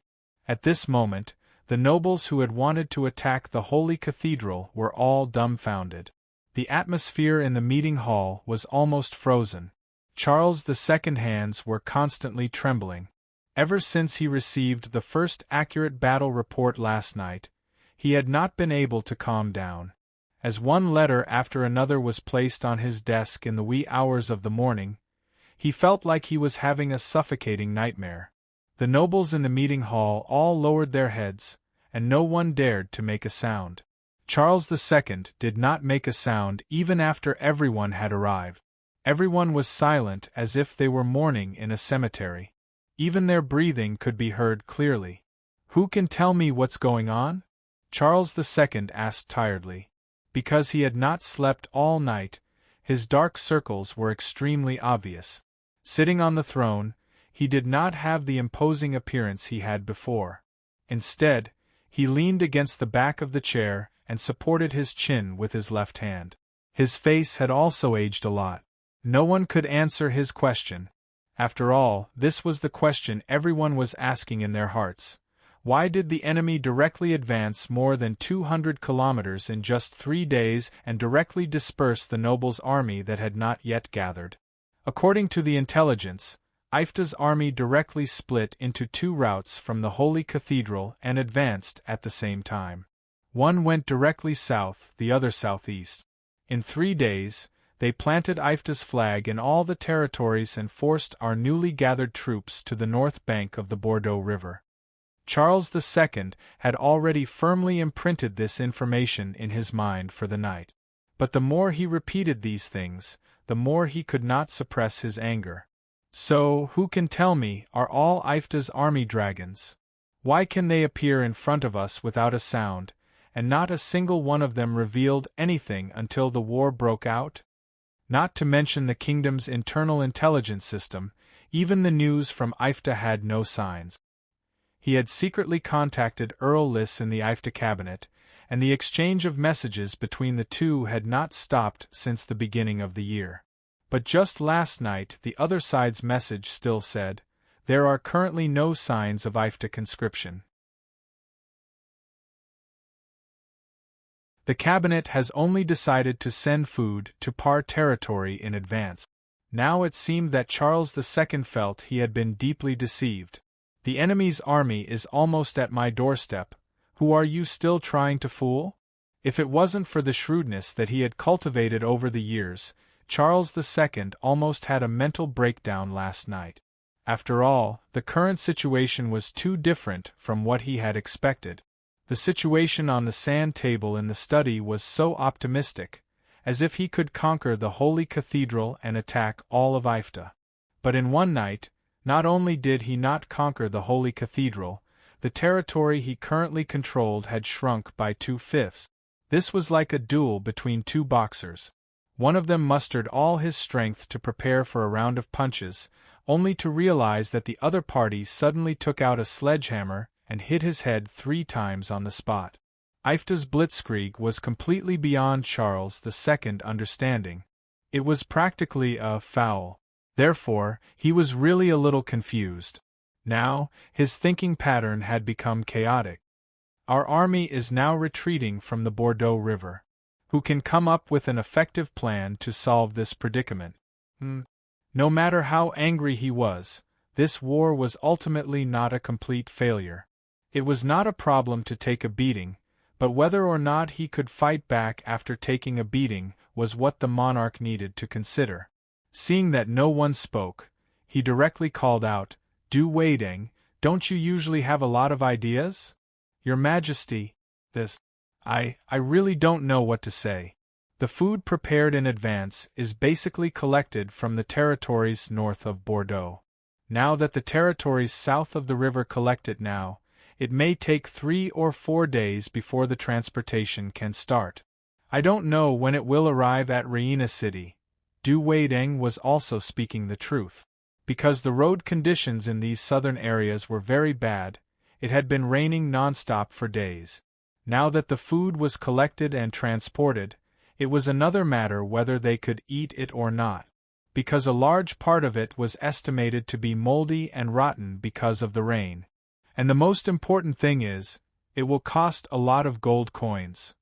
After saying this, Du Weideng did not dare to say anything. Charles II's face was gloomy. He pointed to another Viscount and continued to speak. The Viscount, on the other hand, analyzed the reason for the enemy's appearance here. However, it was obvious that nobody at the table had thought of the use of trucks and roads at all.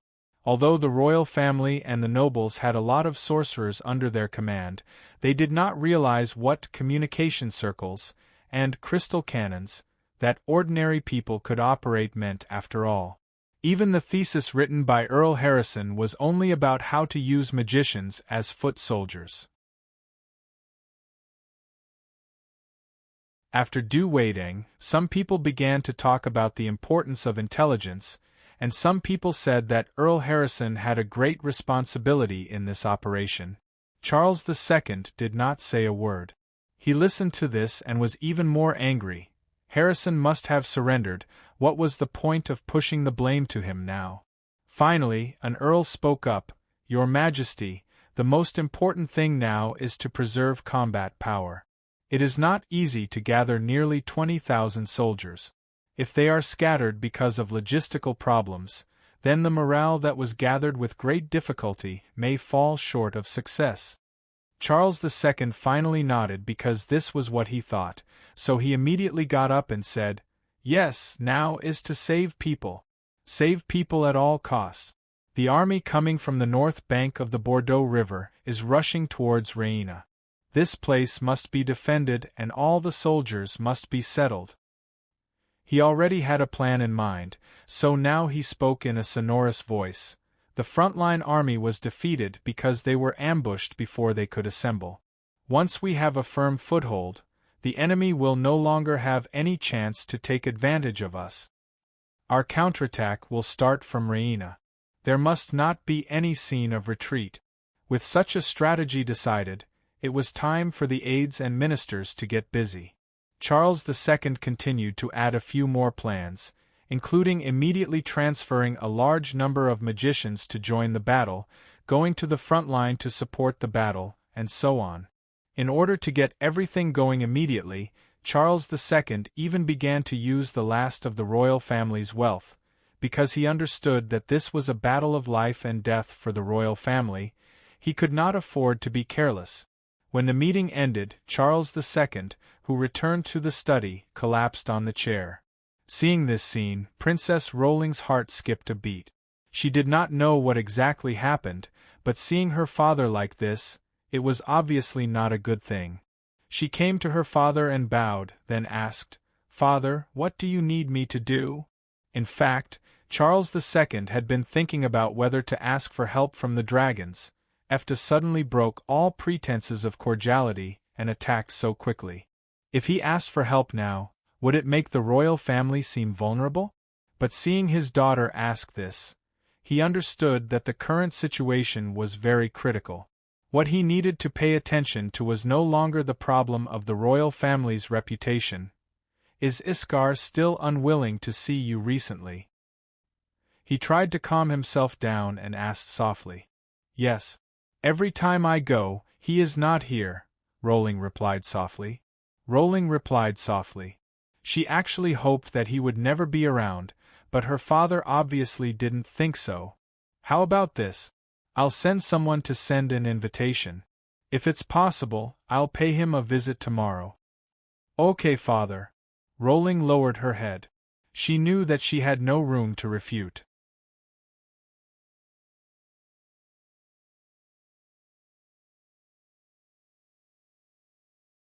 Chapter 883. May 14th Night. Castle Dominic. Check your equipment. This is the last time. Listen up, no one can save you if you make the slightest mistake. The barbarian warrior Erwin's voice was unusually loud. Because he was 2 meters tall, his voice was much deeper than the average person's. "Yes, sir." There were coarse and soft voices. If one listened carefully, the barbarian soldiers' voices were the loudest.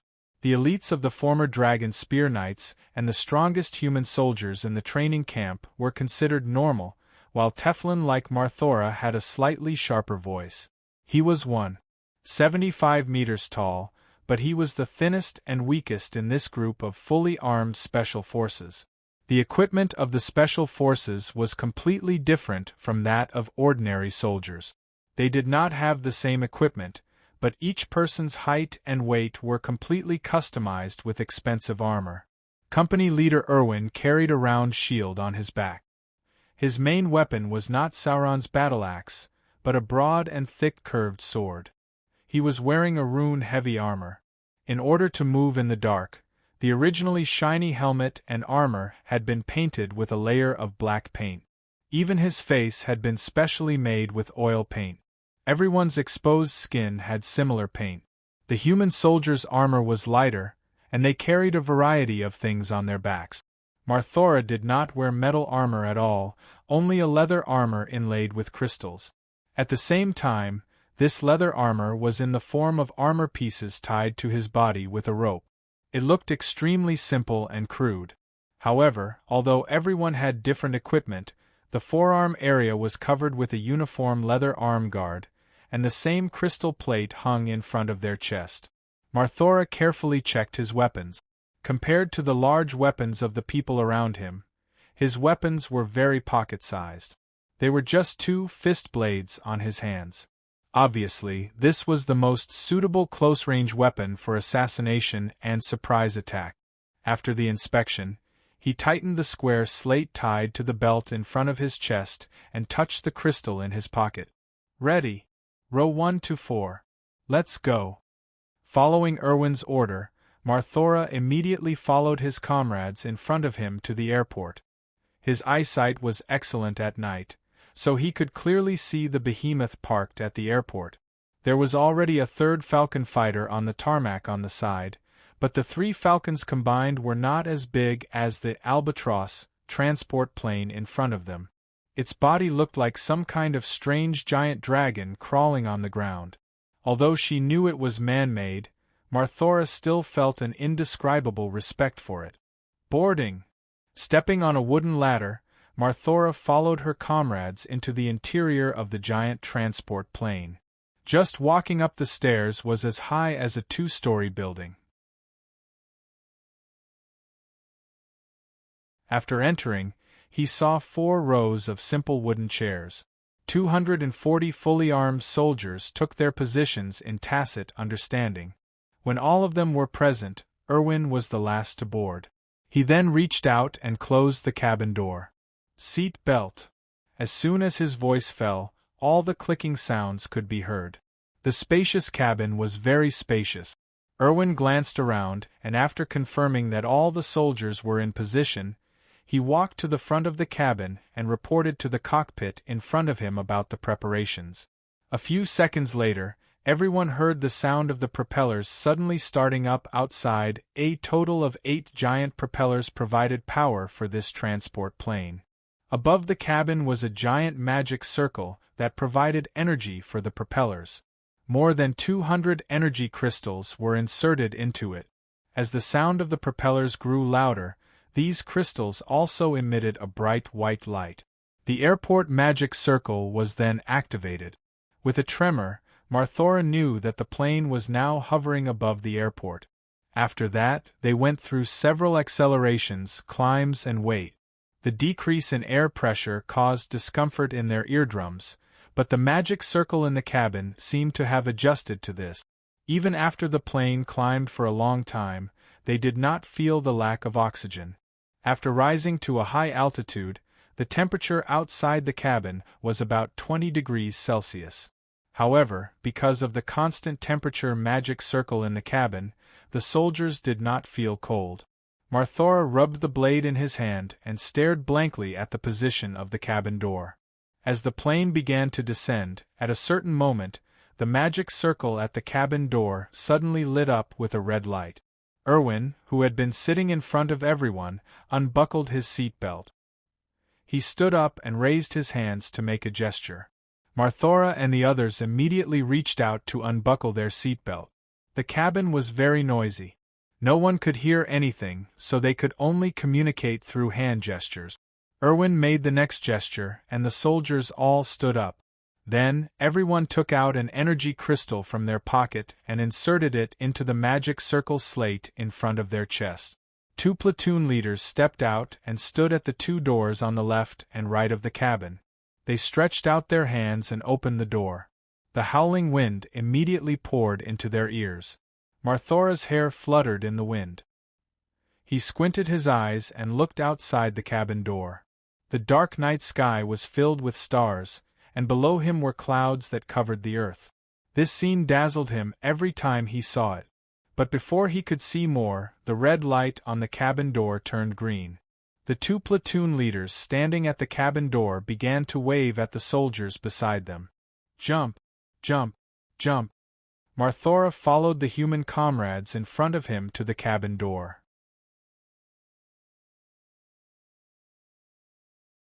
The platoon leader beside him shouted at him, and his body almost instinctively followed the command. He followed his comrades and stepped out. The feeling of weightlessness immediately hit him. After his vision violently spun a few rounds, the effect of the levitation magic circle appeared. The uncomfortable feeling of weightlessness immediately disappeared. The howling wind around him let him know that the speed of his descent had stabilized.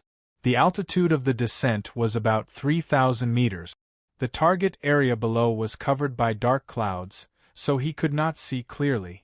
Because Marthora was Teflon, he directly used his tail to maintain his body balance and quickly got his body into a stable falling position. As he pressed the button of the leather armor on his arms, a small glider wrapped in it opened up with a whoosh. He stretched his arms out horizontally, and his whole body had the ability to control the glider.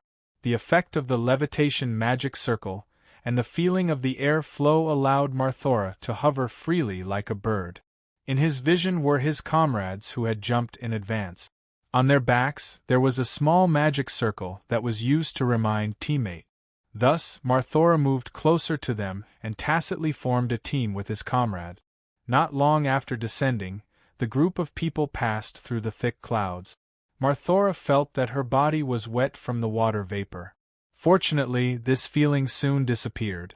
When the fog in front of her dissipated, the dark land and the brightly lit city came into view. This was the center of Bergen's territory, the city of Raina where Count Milno lived. All the landing soldiers immediately locked on to the landing target. They used the small glider on their arms to maintain the direction of their flight. The huge city became bigger and bigger in their vision. Marthora recalled the battle plan in his mind and immediately locked on to the square in the north of the city center. He began to try to adjust his direction and flew there. However, it was not easy to accurately land in a city square with a diameter of more than 100 meters from a height of 3,000 meters. Even though the Intelligence Bureau had already lit a circle of torches in the square as a sign, making it easy to recognize from the air, Marzola had only jumped from the plane 3 times. This was the first time he had come to this city, so he still encountered trouble when landing. Previously, everyone practiced landing on wooden frames that were more than 50 meters high in par territory. It was only a few days ago that they actually got on a plane and jumped 3,000 meters. At that time, the target location was a marked target area in the wilderness. They only needed to reach their destination. Because Marthora had a tail as a means of balance, he preferred to glide when landing. However, when he was gliding 30 meters from the ground, he was shocked by the many buildings in front of him. This city was one of the wealthiest cities in the central and eastern part of the kingdom. After decades of accumulation, there were taller buildings near the city square, including monasteries, churches, and bell towers. Marthora really regretted choosing this method. He tried his best to change the angle of his arms to fly through the gaps between the buildings and the street. At the same time, he estimated the distance to the square in his mind. However, just as he tried his best to avoid the eaves in front of him, the 3rd floor of the tavern suddenly appeared in front of Marthora as he tried his best to change direction. Seeing that he could not avoid it, he could only clench his teeth and support himself with his arms in front of him. Then, with a clang, he crashed into the tavern's 3rd floor window. This kind of impact was nothing to Marthora's body. After all, he was only gliding with the help of the air, and his speed was not even 30 kilometers per hour. However, after crashing into the room, he immediately heard a scream. Standing up, Marthora, who had night vision, saw a half-naked woman screaming in fear on the bed in the room. The man beside her seemed to be looking for something to protect himself. Marthora narrowed his eyes and scanned the room. He immediately rushed up and slapped each of them on the neck, knocking them unconscious on the spot. Marthora was very anxious at this moment. It was a mistake for him to cause such a huge commotion. However, it was too late to regret it now. He quickly removed the levitation array's magic crystal from his body and directly jumped down from the 3rd floor. When Teflon landed, the sound was extremely soft. Marthora started running quickly based on his memory. Finally, he ran to the predetermined square within a minute. When he arrived, he found that the team of 40 had already gathered. "Everyone is here. Let's go." Erwin did not ask anything. Everyone in the team was drenched in sweat, but their eyes were filled with excitement. Marthora quickly returned to the team and immediately rushed to the next predetermined target. There was no one in the square at night because of the curfew. There were 4 people who had just parachuted into the city and encountered the same thing as Marthora. However, that level of noise was not enough to alert the city's security system. After all, in this era, no one had ever heard of the concept of parachuting soldiers. No one would have thought that an enemy team of more than 200 people could directly cross the city wall and appear in the city. You're tuning in to the Phoenix Knights YouTube channel. Don't forget to subscribe and join us on this journey to catch the most captivating stories.